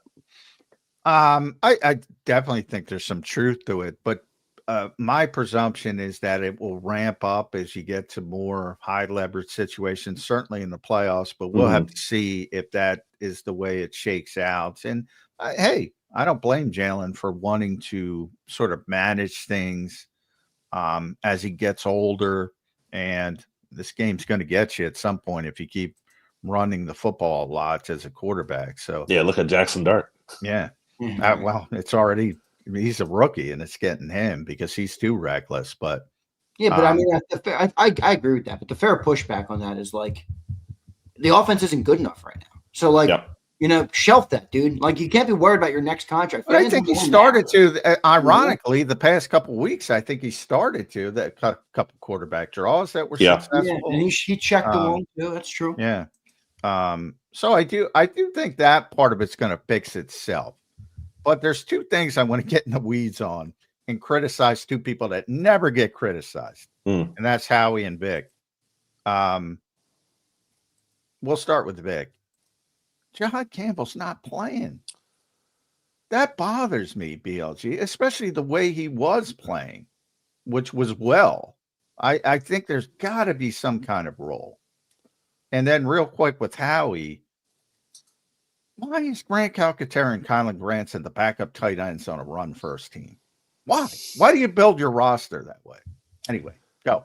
I think those are absolutely, fair criticisms with Jod too. Like, you played 84 snaps. How can you not find any snaps? And that's so many snaps. Even just for the sake of like spelling guys, even if you don't feel amazing about him, you don't want to play. Like, just you have to give someone a breather at some point. It's like a game and a half in one, BLG. Yeah, it's crazy. So yeah, Zach Bond played like something like 40-something snaps in that Giants game. Like, that's the benefit, by the way, of being able to like actually beat up on some of these teams and to pull your starters by the end of the game, so they're not getting so tired. So that's absolutely a fair criticism. Yeah, and he has to be in there more than literally not at all. Like, that shouldn't be that hard to figure out. Doesn't have to play most of the game even, but he had a role and it had been going down. But to have no role is crazy. And then the tight end thing, I mean, that's just been like a debacle, basically. Even going back to the offseason, like, they were going to move on from Dallas Goedert. And my big criticism of that was just like, what is plan B? Like, there is no plan B. There was never a plan B, or at least a great one. Obviously, they were able to retain him, and I think that was the right move and good. He's had a okay season, at least in the red zone. It's been very effective for them, for sure. But yeah, you mentioned it. I mean, the guys they added behind him don't really profile as blockers, other than Cam Latu, who they don't play at use. Yeah, so great. But yeah, that never made sense to me. And think of that. Like, if they didn't bring Goddard back, is Grant Calcaterra starting for this team at that point? Maybe. And that's not great. And then even, like, this is, like a weird criticism, or like they didn't even sign a tight end, an undrafted free agency. Like, why not? None of these guys are signed beyond next year. Like, why not just, like, take a look at someone? And maybe they stink and you caught him in training camp. That's fine. But, like, why not even take a look at someone? So, obviously, the room to criticize Howie for, all these problems isn't the place to start. But he absolutely, I think the tight end position, especially, he kind of spots that. And by the way, nobody cares about this, and it's small, but the Ben Van Sumeren and Johnny Wilson injuries really impacted this team. Really impacted this team. I mean, those are little tweaks and little where you can go to 13 personnel and be really effective running the football. And now you don't have that big blocking wide receiver that although Cam's done a pretty good job at fullback, so maybe they've been better sort of adjusting to Ben's loss. But that was a big part. Really, and they're just role players, and nobody cares about them. But they haven't been able to replace them, really. I mean, who's their best blocking receiver right now? I don't know. Probably AJ. Probably, I guess, but yeah. But who they used Darius Cooper on 13 personnel. That's Johnny Wilson's role. That's true. And it's Darius Cooper, who was a big time playmaker in college. Like, trust me, he was not blocking in college. Yeah. I mean, it's not that big of a deal, but it is kind of a big deal. When you run as much 13 as the Eagles do, and you have Darius Cooper out there who's trying. Yeah. He's a hard worker, but I don't know, little things like that. It's been that type of season, but Darius Slay, got to ask you. Available now. He's got to go through waivers, and Detroit's ahead of you, and that might be the natural fit. They lose Terrion Arnold to injured reserve, so I don't know if he'll even get to the Eagles. I believe they're 22nd on the waiver wire right now. Would you take a shot? Bring him back. Howie likes to bring people back. Yeah. I think the Eagles would, for sure, because, I mean, they had interest in keeping him. Obviously, it didn't work out. And his salary is cheap at this point. You know, you're paying like $300K of what's remaining because he got a lot of that money up front in Pittsburgh. It's a bonus. So, I mean, there's no financially, there's like no reason not to. I trust him more than Keely Ringo, certainly at this point, even though I think Slay struggled in Pittsburgh. Is he better than Adoree Jackson? Like, you know, people based on, you know, legacy, people will say yes. I'm not so sure based on how he struggled with the Steelers. But yeah, I honestly I think like Detroit, like why wouldn't they take it? You know, why wouldn't they claim him? They need cornerback help for sure. And obviously, there's the, you know, kind of nice angle of him returning home to where he started his career. Maybe they won't. But yeah, if the Eagles are going to take it, if Eagles are going to trade for Jair Alexander, I think you can at least put a waiver claim in on Darius Slay. That's the exact thing I said. If they traded for Alexander, why wouldn't they claim Slay or try to claim Slay? So to me, it makes a lot of sense now that Pittsburgh has moved on. But boy, that further highlights, you know, Jacorian Bennett. What was that trade about, man? This guy, they won't even give him a chance. Howie I don't know. A very good year, has he, guys? Mixed, I would say. I think it's kind of a result of you get what you pay for a little bit. You know, he hasn't really made the big investments. He's kind of like well, that was a great Vic quote when they traded for. That's true. Jalen Phillips. What Nordstrom's. I thought for some reason I had Neiman's Nordstrom's. And they could use Thomas Booker, by the way. Like that would be nice. Yeah, it would be nice. Yeah, they could. Oh my goodness, is that true? Yeah, Thomas. Yeah, you know, but it was that type of off season, like and I've dubbed them the Tamu signings, but those don't bother me that much because who cares? When you're just, you know, 1 year deals that you can get out of for nothing. But so part of it was the maintenance off season. So I don't even blame that aspect to him, but some of the trades haven't worked out. And that's rare. And we all thought those first two games with Jalen Phillips, wow, that's the final piece of the puzzle. And now things have gone back in a negative direction. So it's going to be interesting. The LA Chargers on Monday night, another wonky week, coming up a short week. Then you have a long week. Banged up, Justin Herbert probably going to try to play, but obviously not going to be 100%. Broken left non-throwing hand. But to me, the biggest issue with the Chargers is they lost their tackles, BLG. Joe Alt and Rashawn Slater are both big-time players. Very uneven, sort of like the Eagles offensively, but better than the Eagles. And defensively, though, I think people don't realize that's a top 5 defense out there. Early thoughts on that matchup. Yeah, you mentioned Jalen Phillips there. Could maybe be a bit of a rebound for him here in this matchup going up against that Chargers offensive line.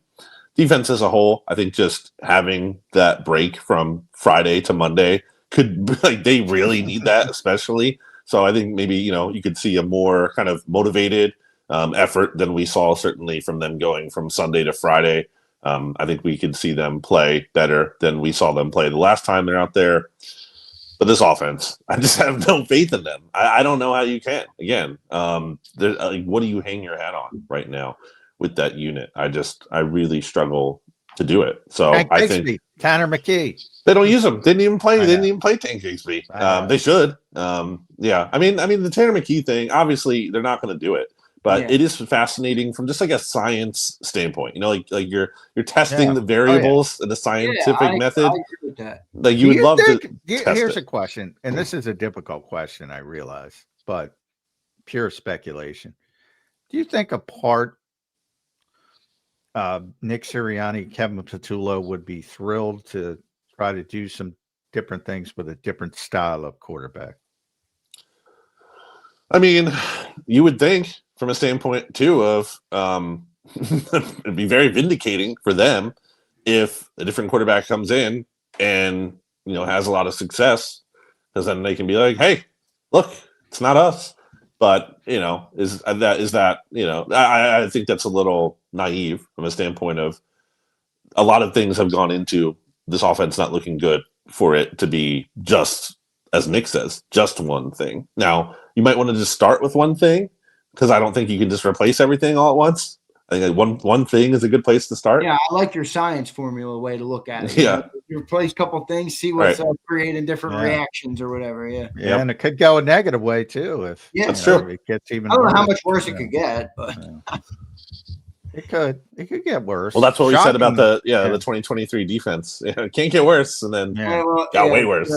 That's true. That's true. There are actually worse offenses in the NFL than the Philadelphia Eagles. There's a handful. There's a handful. BLG, what's your confidence level? Like, I think when you're 8-2 and you're even knowing the problems of the team that we're watching with our own eyes, there's this sense of confidence from the fan base, from the team, because you're coming off a Super Bowl, obviously, and that exists. Vegas still has the Eagles like second in Super Bowl odds, John said. I mean, I don't know. Like, do you still think this team is a real Super Bowl contender in terms of having a chance to go back and repeat? They're obviously in position to. If they handle business, they'll be in the playoffs. They'll have every opportunity to do that. But do you still feel that? Like, what's your confidence level about this team eventually figuring it out here and playing better football?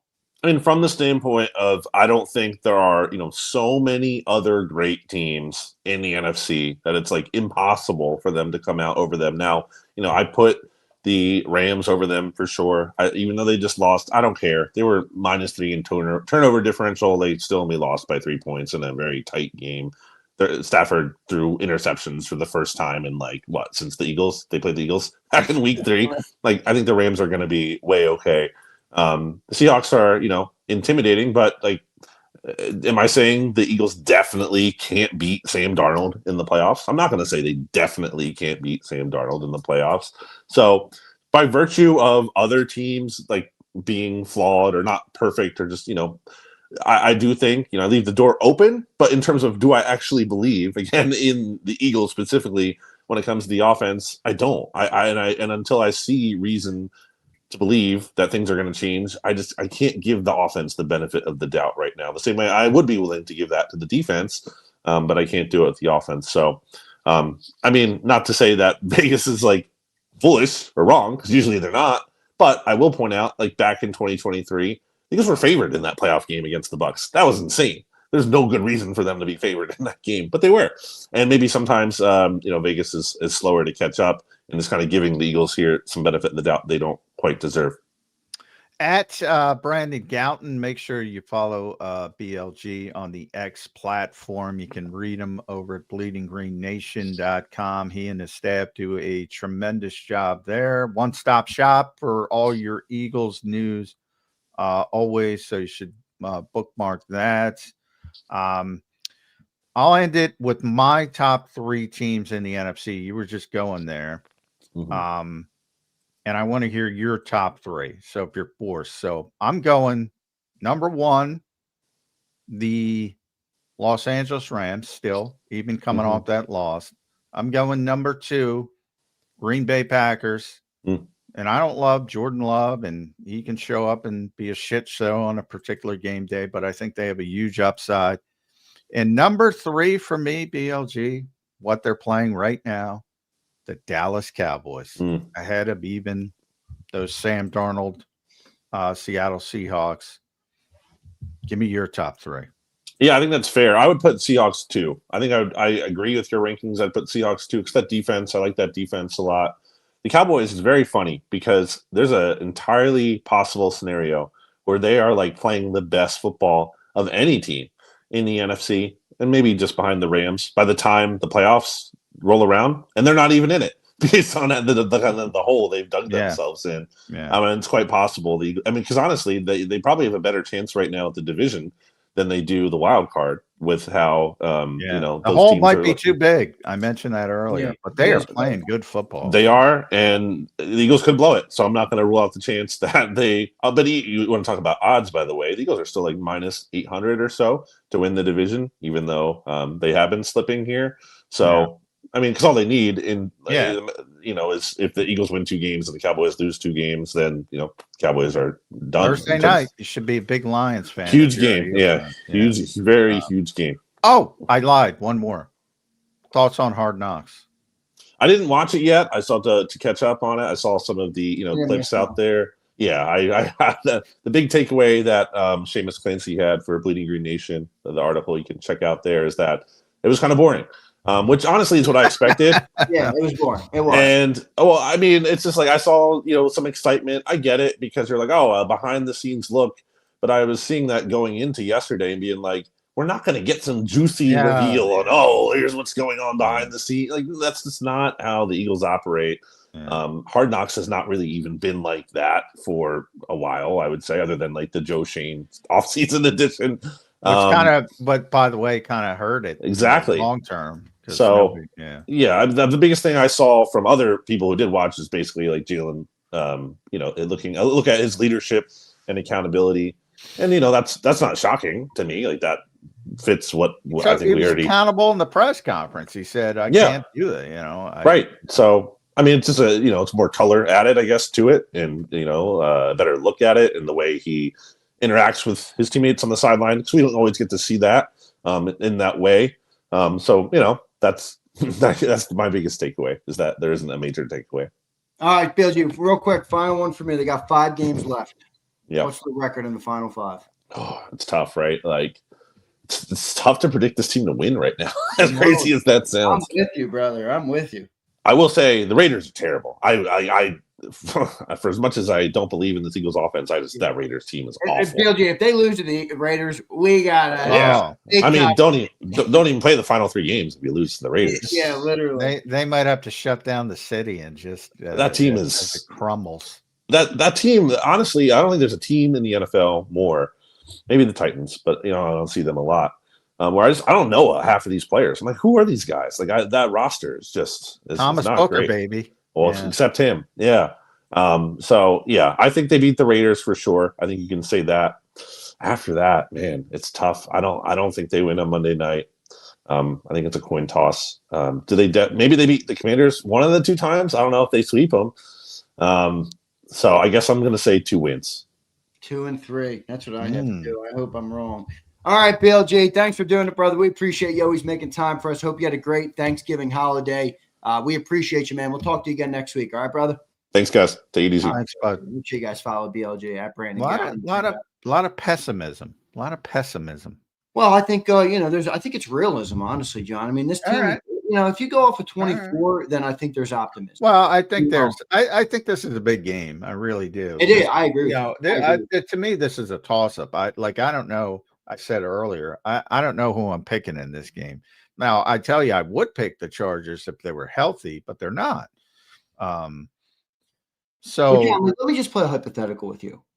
If you just got dropped on the earth, September 1st this year, and you didn't know what the Eagles did last year, and you watched this team all year, like what would you think of them? I think most of our optimism comes from our pedigree and our resume, as opposed to what we've accomplished and what we've done in the 2025 season, which is okay. People are allowed to factor that in. Well, I do think that's true, but I also think it's real. I think playoff experience is real. I think it's that's part of the reason I don't believe in the Bears. I don't necessarily believe.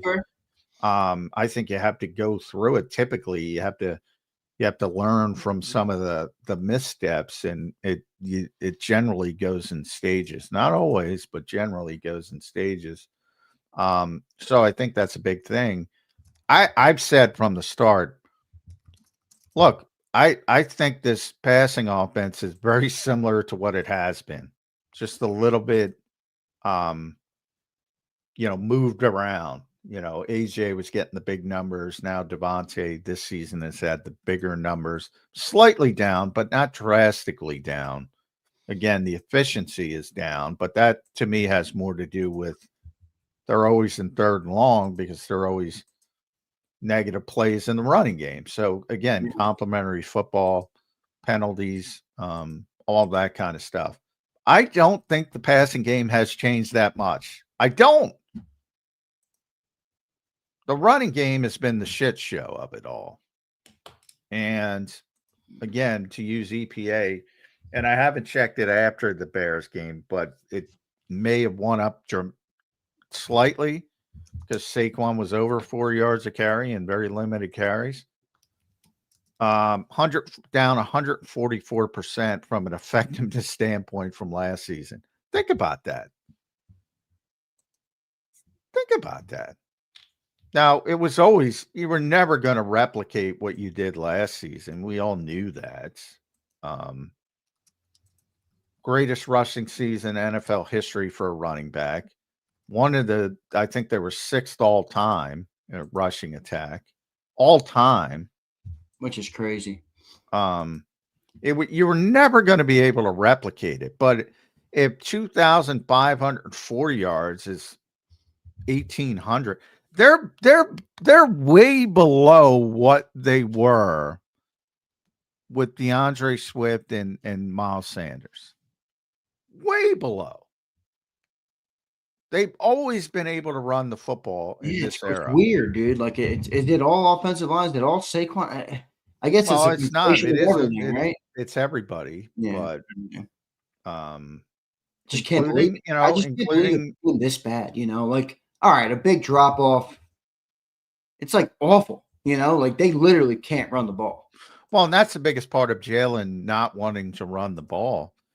Like if the other defense, if the opposing defenses are picking up on that, and he's no longer a threat, like he's always been a big part of their running success. And I'm not talking about his yardage, which was always good. I'm talking about his impact. You had to respect him on the field because he might pull it. And that made things easier for the running backs, whether it was Miles or DeAndre or Saquon. Yeah. And isn't this part of the reason, John, you always said, like, teams don't want to play this way? And I think when you said that at first, people didn't understand what you meant. Like, why wouldn't you want to play this way? Look how successful the Eagles are. But you see how hard it is to maintain on a yearly basis. You know what I mean? Like 470 or however many rushing attempts they had last year. And now all of a sudden we can't buy a yard in the run game. By the way, I do think, I've been hard on Jalen Hurts this year. I do think it's hard to be successful as a quarterback in the National Football League when you don't have a running game. And that goes for every quarterback in the league. So I do think that's context that should be added in as well. Yeah, it's the first time he really hasn't had one. Yeah. Because they've always been good running the football. And he's a big part of that, as I said. So that to me, it's not about yardage. It's not about number of design runs. And for Jalen, but if other teams have stopped respecting him because he's not going to run the football, that is impacting the running game, and that's a way to fix it, perhaps, along with. But ultimately, if the offensive line is that banged up and Saquon is just not the same, then you're up shit's creek until you can change the philosophy in the offseason. You can't do it now. Yeah. Not enough time. I'm going to hit you with another hypothetical here. You hear BLJ, and I don't disagree with him. He looks at the Raiders game as basically the only one that should be a win. Let's just say this team finishes 1-4 and gets bounced. I mean, I'm assuming that at that point the Cowboys might win because the Eagles would only have 9 wins, and the Cowboys they're at what right now? 6 wins. So they would need to go finish 3-2. They have a pretty easy schedule. So if they lost to the Lions and the Chargers and beat up on the other 3 teams that are shitty, they would win the East. And they got bounced. How big of changes could this team make? They can't fire the Super Bowl winning head coach the year after, can they? They can do whatever they want. I know they can. I don't think they will. Generally, he'll be on the clock for 2026. It'll be similar in 3 years, though. It'll be similar to 2023, where he'll be on the clock and he'll be told he's got to go outside the organization for new ideas and fresh ideas.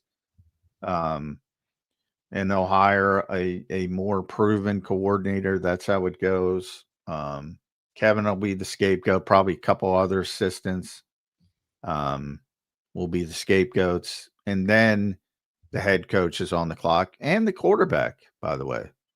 would be on the clock in 2026. But I would agree with that.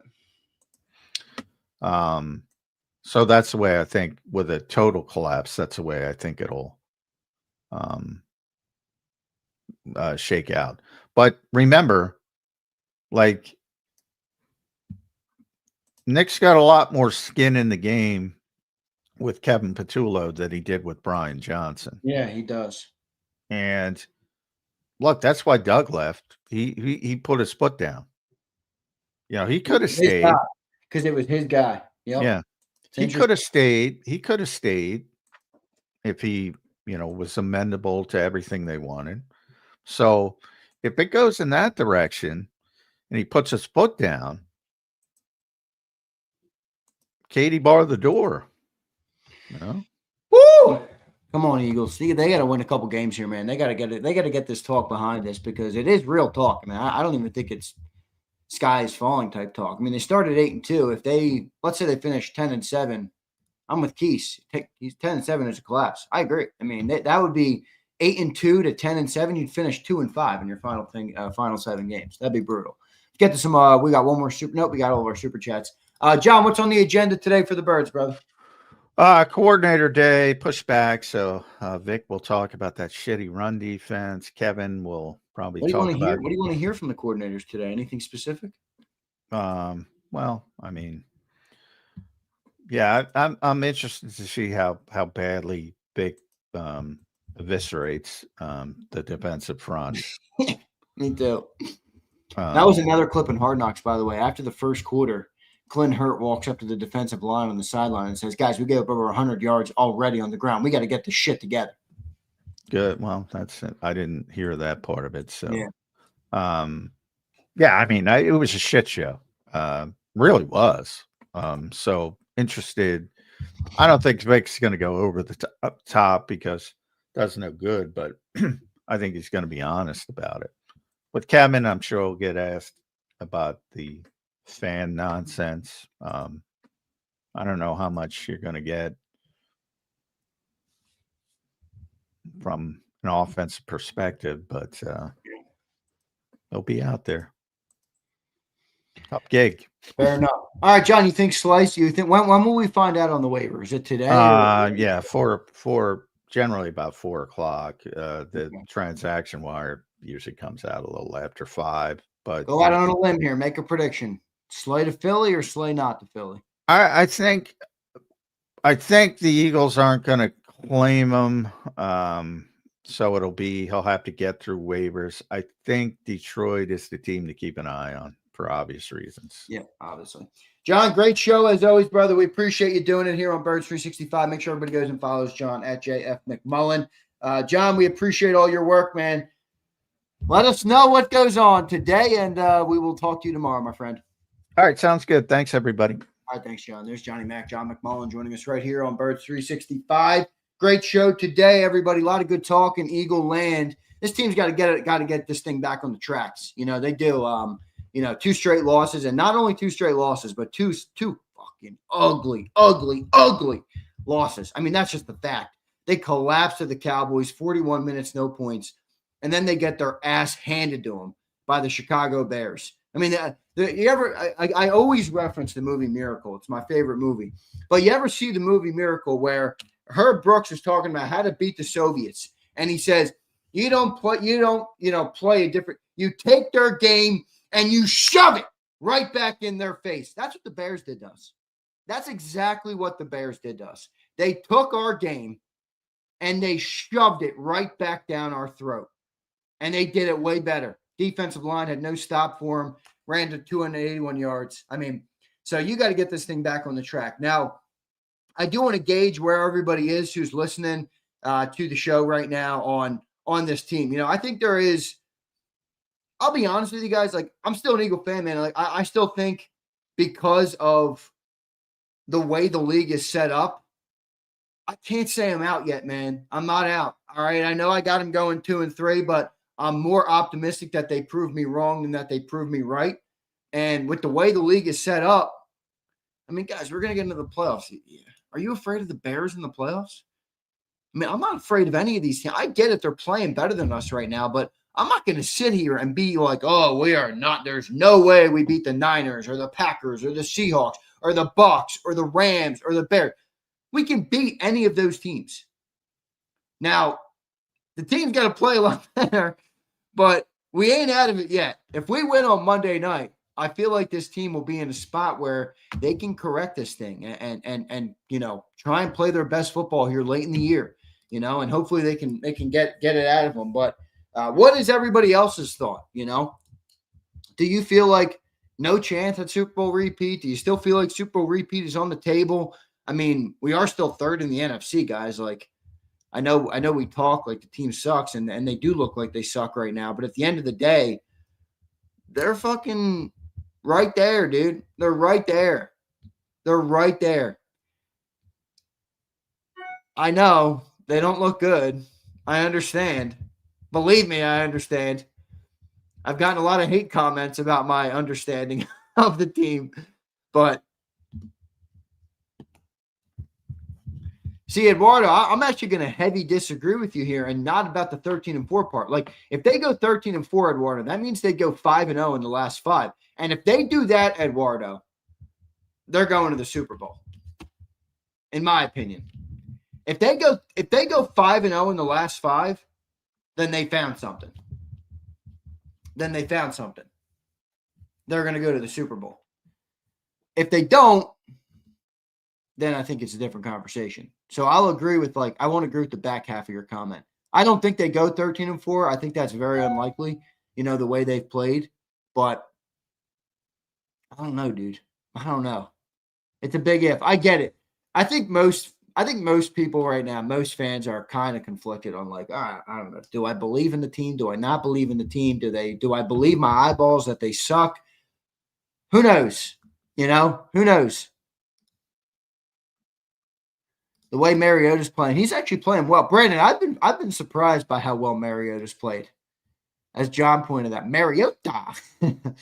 So, Steven says, this team is ahead. Steven, that is a great word for him, my friend. All right? That is a great word for him. Here's Nick. What's up, Nick? I'm on Super Bowl or bust train no matter how we looked up until this point. If we lose in the playoffs, it's a failed year and major changes should be made in the offseason. Well, it depends, brother. It always depends how it looks.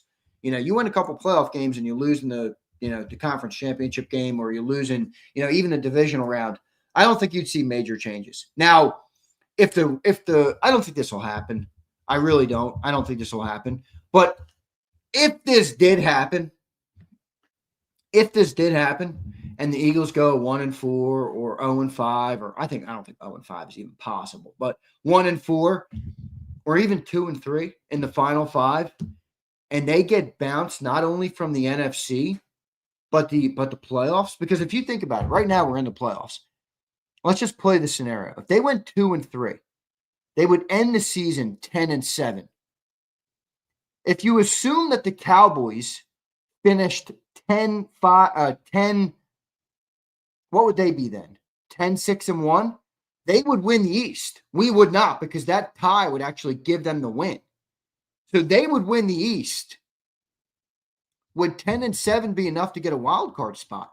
Right now, your wild card teams are Seattle at 9-3, Green Bay at 8-3, and San Francisco at 9-4. I think 10-7 would leave us outside the playoffs. I think 10-7 would leave us outside the playoffs. Now, if you win Monday night, they're not going to finish 10-7. They're going to finish better than that. I think they'd finish at least 11-6. Because if you win Monday night versus the Chargers, that means you're predicting them. You would be predicting them to lose the final 3 games of the year, both to the Commanders and to the Bills. I don't think they lose both games to the Commanders. To me, that feels impossible, unless they just full on collapse. But again, if you beat the Chargers, then I don't think they're in full on collapse mode. So John's right. Monday is a massive game, massive breaking point game. Because if you don't win that game Monday, holy crap.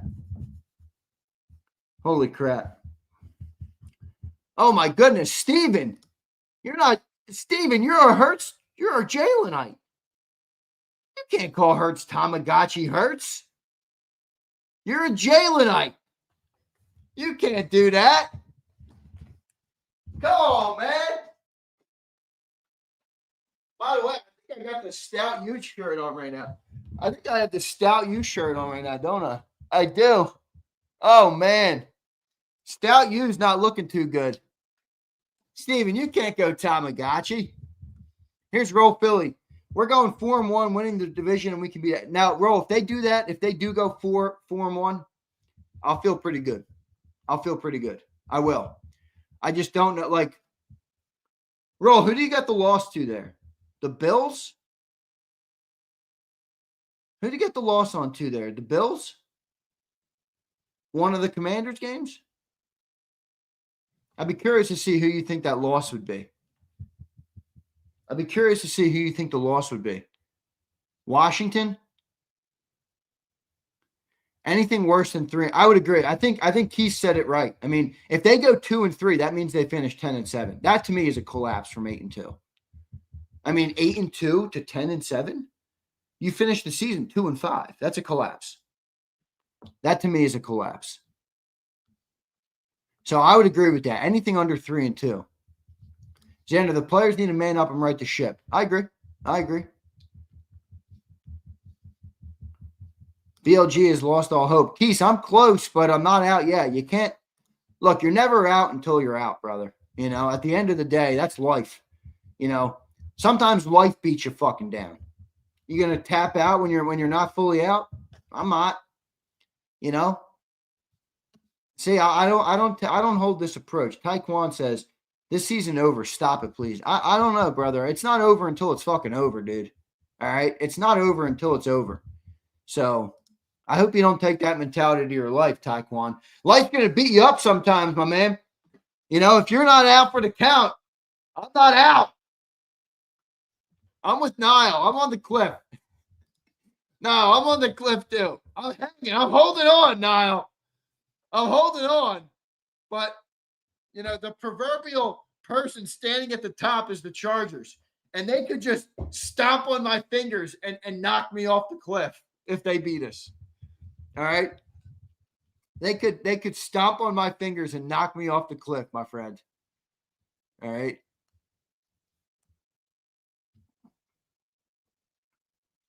Get Tank in the backfield with Saquon to lead. Saquon can't block, man. Saquon stinks at blocking. Saquon stinks at blocking. I will say this. I don't know why they don't do more of a dual running back approach right now. Like it's the same thing I said about Patullo. I'm not even like a fire Patullo guy. I don't think he's done great, but I'm not like a fire Patullo guy. But it hasn't worked. Like it's not working. Sometimes switching it up, injecting a spark makes sense. Same thing with Tank. I'm not saying put Saquon on the bench and retire him, but why not go to a 2 running back set? Why not? Why not switch it up a little bit? Why not run the ball like the Bears did last week? Why not run the ball like the Lions do? Why not? By the way, here's a stat. You guys ready for this stat? Are you guys ready for this stat? Anybody want to guess what the Eagles' record is when Saquon Barkley has 20 or more carries? Not yards, not average yards per attempt. 20 carries in a game or more. Anybody want to guess what the Eagles' record is when they get 20-plus carries for Saquon? This has nothing to do with effectiveness. Simple touches in the game. 20 or more carries.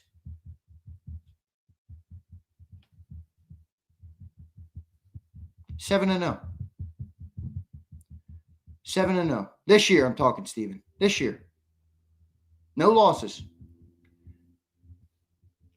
7-0 when Saquon gets 20. It's not even fucking – I'm not even talking about effectiveness. He might run 20 times for 20 yards. 20 carries. The Eagles are undefeated this year. I mean, Slager says I'm wagging the dog, Z. His stats without context. Slager, I'm looking for a glimpse of fucking hope, my guy. All right? All right, Slager? I'm looking for a glimpse of hope here on this team. Let me find it, will you? Wagging the dog, he says. Oh, man. See, I don't buy into this shit. you notice yesterday Nick's interview? He had no hair. I know. All right, he shaved his head. Shaving the head's not going to do shit. All right. Quarterback's got to play a little better. Offensive line's got to play a lot better. Running game's got to be better. Come on, man. That's what we need. We don't need a shaved head. We need people to play better. That's what we need. At the end of the day, that's what we need. I'm moving on to the – oh, yeah. Steven, that sounds like the perpetual Philadelphia sports nightmare. You're moving on to the Phillies. I think the Phillies might suck next year, dude. They might suck next year. They're probably not going to get Schwarber back. I'm selling those AJ was right shirts. Yeah, I'm a buyer, Daz. I'm a buyer, my friend. That was more of a joke. I know you were. I'm just messing with you, bro. Look, Steven's upset at me because I just ruined his Phillies dreams for the season. Steven, don't get mad at me, brother. Don't get mad at me. Where's Bryce Harper been in the postseason? Guy had one fucking postseason hit like 3 years ago, Steven. One big hit. That ain't going to cut it, man.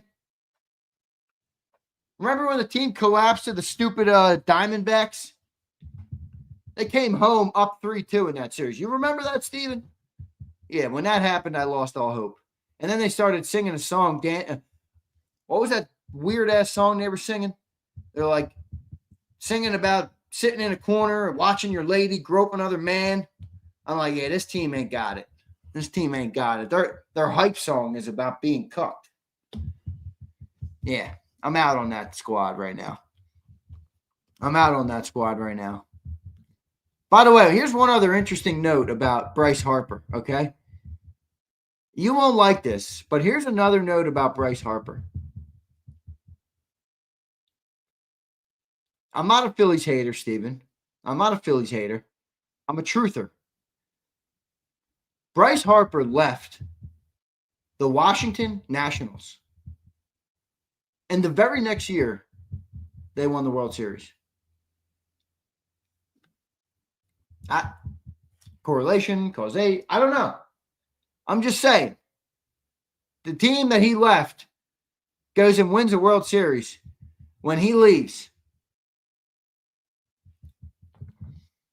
I don't know. You tell me. That guy's overrated.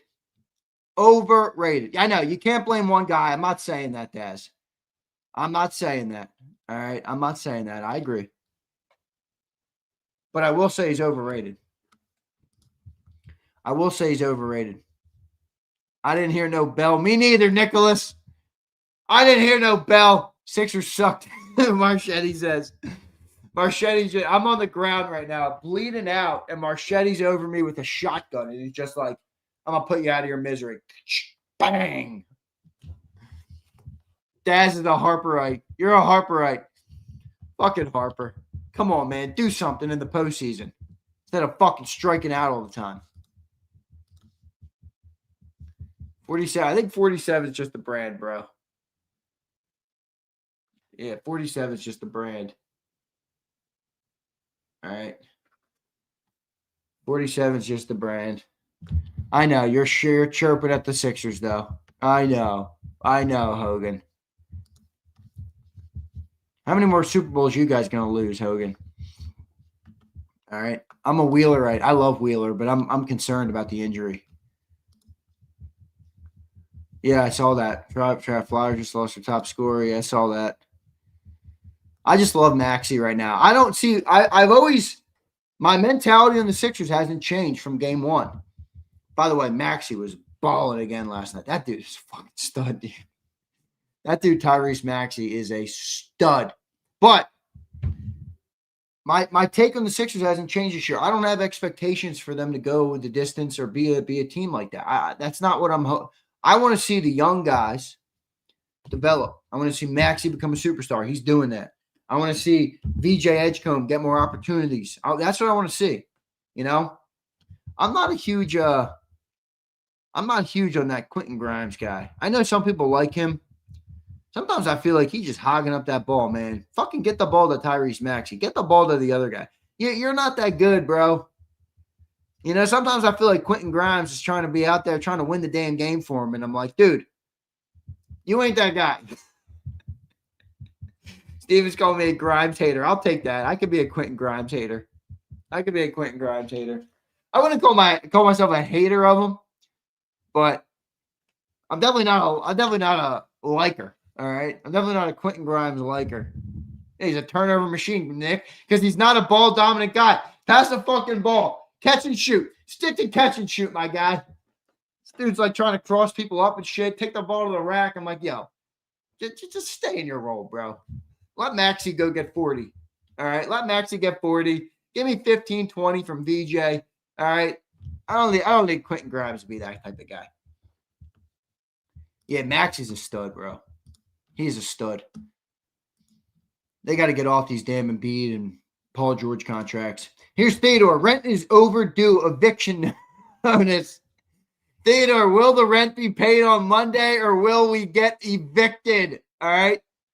Will we get evicted? I will say, if we lose Monday, yeah, it's going to be hard for me to maintain any semblance of optimism. Tyler, what's up, Tyler? 1-4 is my guess. 2-3 the high end. Zero faith in this offense. I don't disagree. Speaking of the Sixers, I just got an email from Ticketmaster. Sixers versus Lakers. Go ahead, December 7th on Sunday. Eagles don't play Sunday. Hey, maybe I'll go to that game. Is LeBron even playing anymore for the Lakers?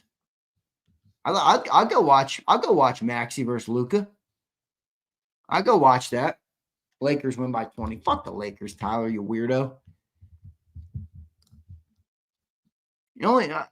I get it. If you like Kobe, I guess I get liking the Lakers, but outside of that, I really don't get the love for the Lakers. This team in LA is trouble. Yeah, that's going to be an interesting one. I think the toughest part about this, the game versus the Chargers is like their defense is pretty good, one, and they're majorly zone based. You know, we've struggled versus zone this year. Hurts has struggled versus zone this year, so that's probably a big. Let me go look at how they're ranked out right now. Let's look at how they're graded. You guys want to see it? I'll show you guys it. Let me pull it up. I got billed yesterday. I forgot. I guess I bought PFF last year on Black Friday or Cyber Monday, and it was like a big ass discount. So I'm like, it was like $40 or whatever it was for year one. I don't know, $30, $60. I don't know what it was. I forget. And then the auto bill hit yesterday. It was like $130. I'm like, are you fucking kidding me? $130 for Pro Football Focus? You got to be kidding me. You got to be absolutely kidding me. Chargers are graded out okay defensively. Yeah, Thunder have been hooping, man. Thunder have been hooping.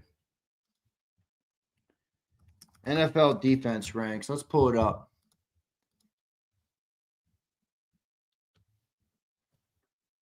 Total defense. Chargers are third. Jason says I would contest that. Yeah, the problem is I actually use it, so it is what it is, bro. It's a business write-off. It's a business write-off. All right, here we go. Look. Chargers are third in defense. This is total defense. Eagles are way down here. Look, 25th in total D. I get it. It's stats. They're not the most meaningful thing in the world, but they are stats. All right. Chargers third in total D. Passing D, they're number 2. Passing defense, they're number 2. Eagles are 19th. Rushing defense, they are 13th. So not too great. I mean, well, look at the Patriots third. Jags first. Seahawks second. That Seahawks team is good. Chargers are 13th. Eagles are what? 24th in rush defense. Brutal. And then where's the scoring defense? The Chargers are 11th. Eagles are 9th. Tied for 9th. So call it 9th, 10th, 11th. So they're right next to each other in scoring defense.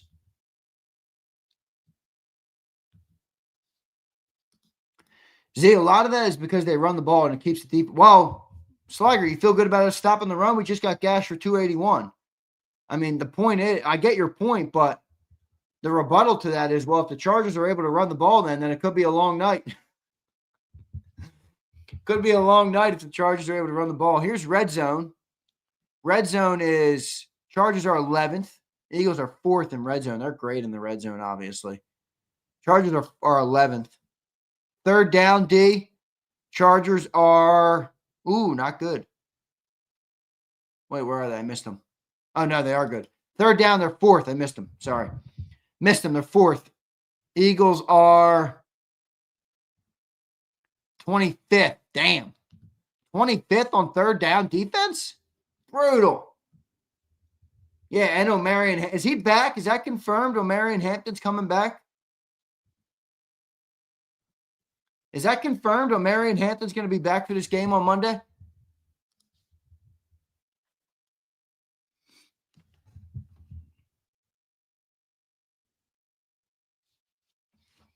Jeez. Hampton coming back is a big deal. He's a good player. And they ran the ball well last week, too.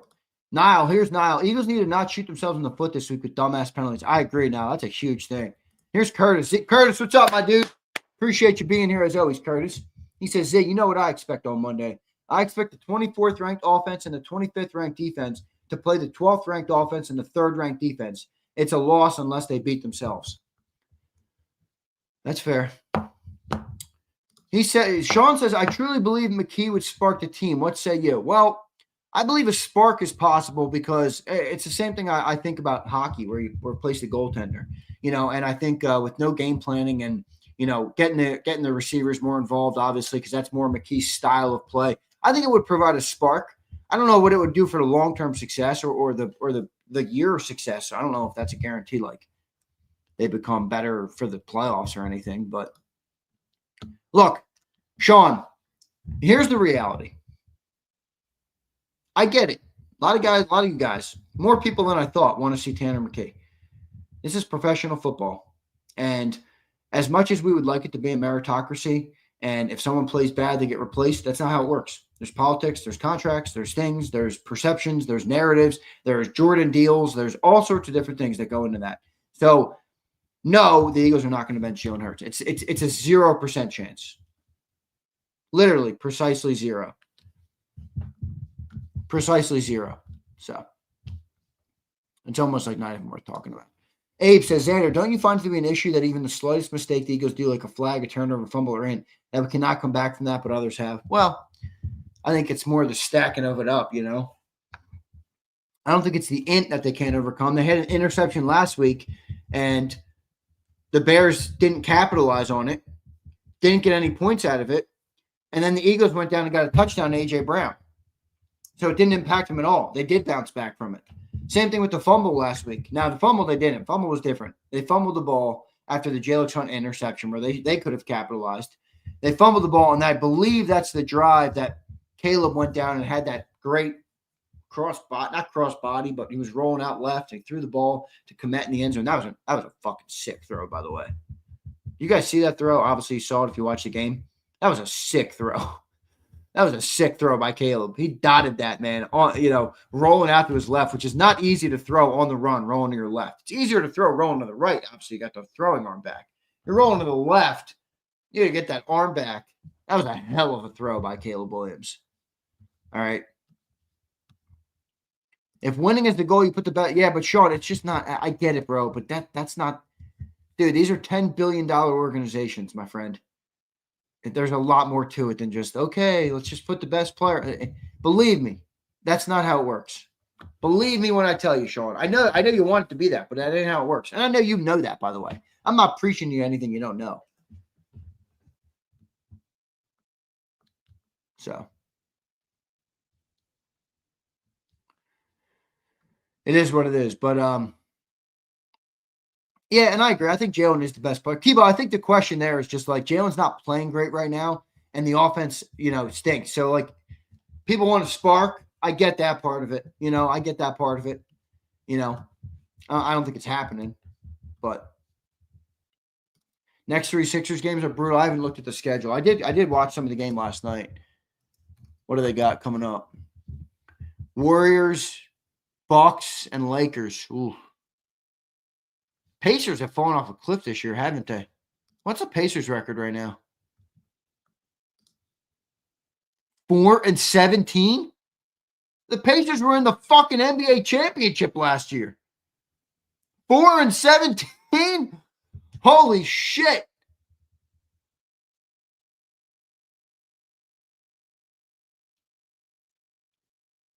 No Halliburton, I know that. But still, Halliburton was that much of a difference maker for them? They're 4-17? Fucking team stinks. Look at Houston. Tough, detailed, together, my ass. More like soft, unprepared, and separate. Oh, Houston, it's hard to dispute that right now. Steven, I agree with this. He says Tanner would spread the ball around better. Jalen has his legs, needs to use them to extend plays. Two different players. Very different players. Very different players. Yeah, very different players. But, all right. Yeah, when the Eagles season ends this year, I don't know if it'll be in a month or 2 months, depending on whether they go to the Super Bowl or not, or they get bounced in the playoffs, or they make the playoffs. I don't even know, by the way. We'll see. But I'm definitely going to do some Sixers streams. We're going to start that up. I'm working with my editor. We're talking about it a little bit. So we got some good stuff coming. All right. We got some good stuff coming. I'm happy with some of the things that we've been able to accomplish this year. We had a big November. So big thanks to all of you guys for all the support in November. Yo, Philly Ty, I saw your DM right before the show. I'll hit you back, man, when I get off the show. Appreciate you, brother. Tyler Kilgore, we need to see Nick and KO with the drop back passer. Well, I think that's fair to wonder what it looks like. That's their background. Here's Marshall. What up, Marsh? What if the Eagles are shaving points and throwing games to keep parity in the league? Wild thought, but things are really weird. Yo, Marshall, I know that like sounds loony off the top, but this betting shit is crazy, dude. I was listening to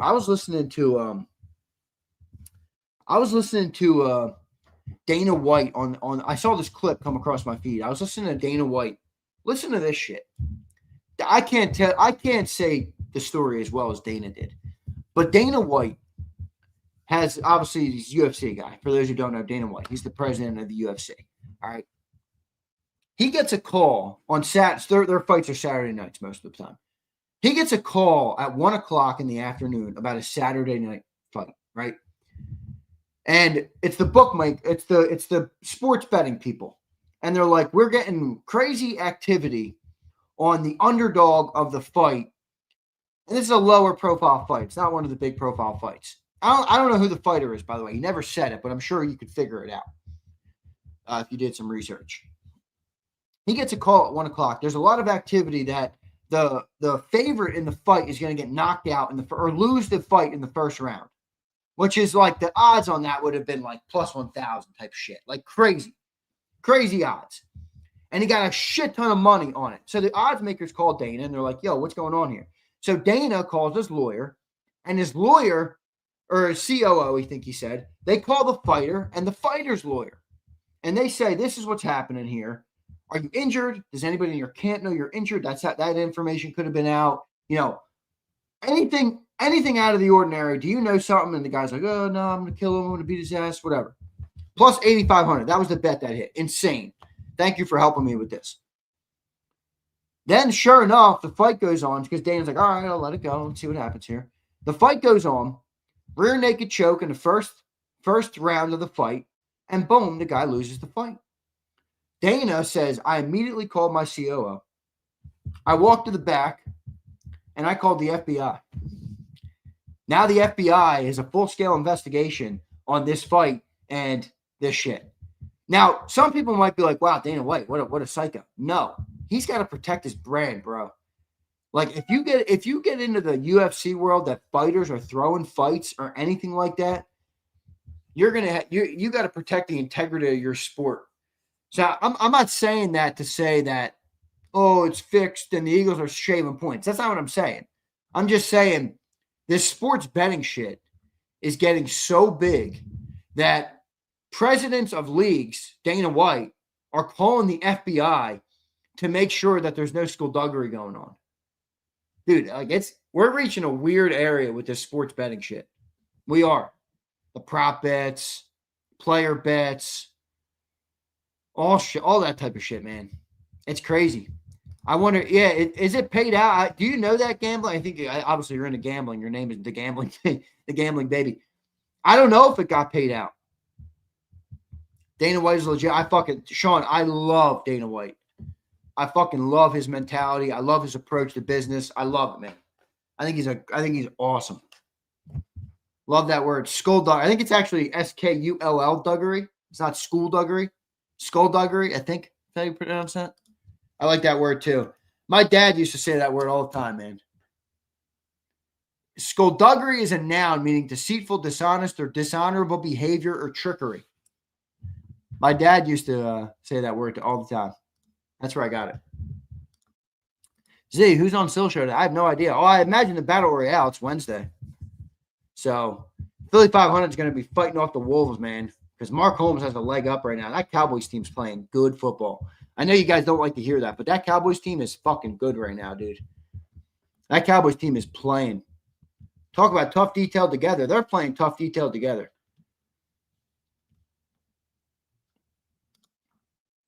Deshae, you say fuck him to like everybody. Deshae, I haven't found a person in here that you haven't said fuck you to. You said fuck you to Jalen, Sills, me, John, Dana White, the offense, Kevin Patullo, Nick Sirianni. Deshae, cheer up, bro.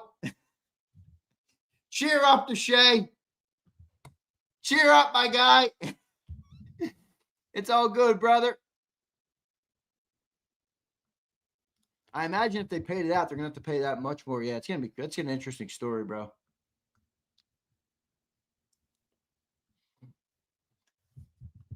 So, it is what it is. All right, guys. Love all you guys, man. Love all you guys. Appreciate each and every one of you for being here. Even the suckers, the losers, and the haters. I've realized how many people hate watch me. Isn't that a beautiful thing? My haters are my biggest fans, you know? My haters are my biggest fans. Hi, haters. Hopefully you're recording this. Make another video on me, haters. Hi, haters.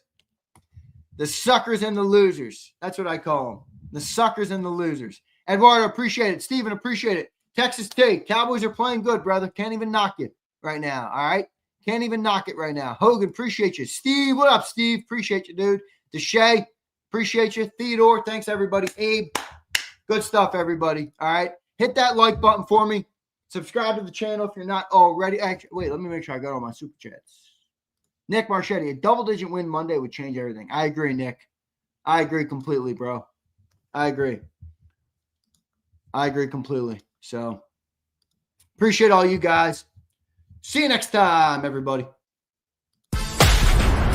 You've been listening to Birds 365, the destination for the passionate Eagles football fan who bleeds green. If it's Eagles football, we're talking about it. Debate inside the locker room and guests that are some of the greatest football minds from around the region. We hope you enjoyed the show. We know we had a blast. Make sure to like, comment, and subscribe, and we'll be back soon.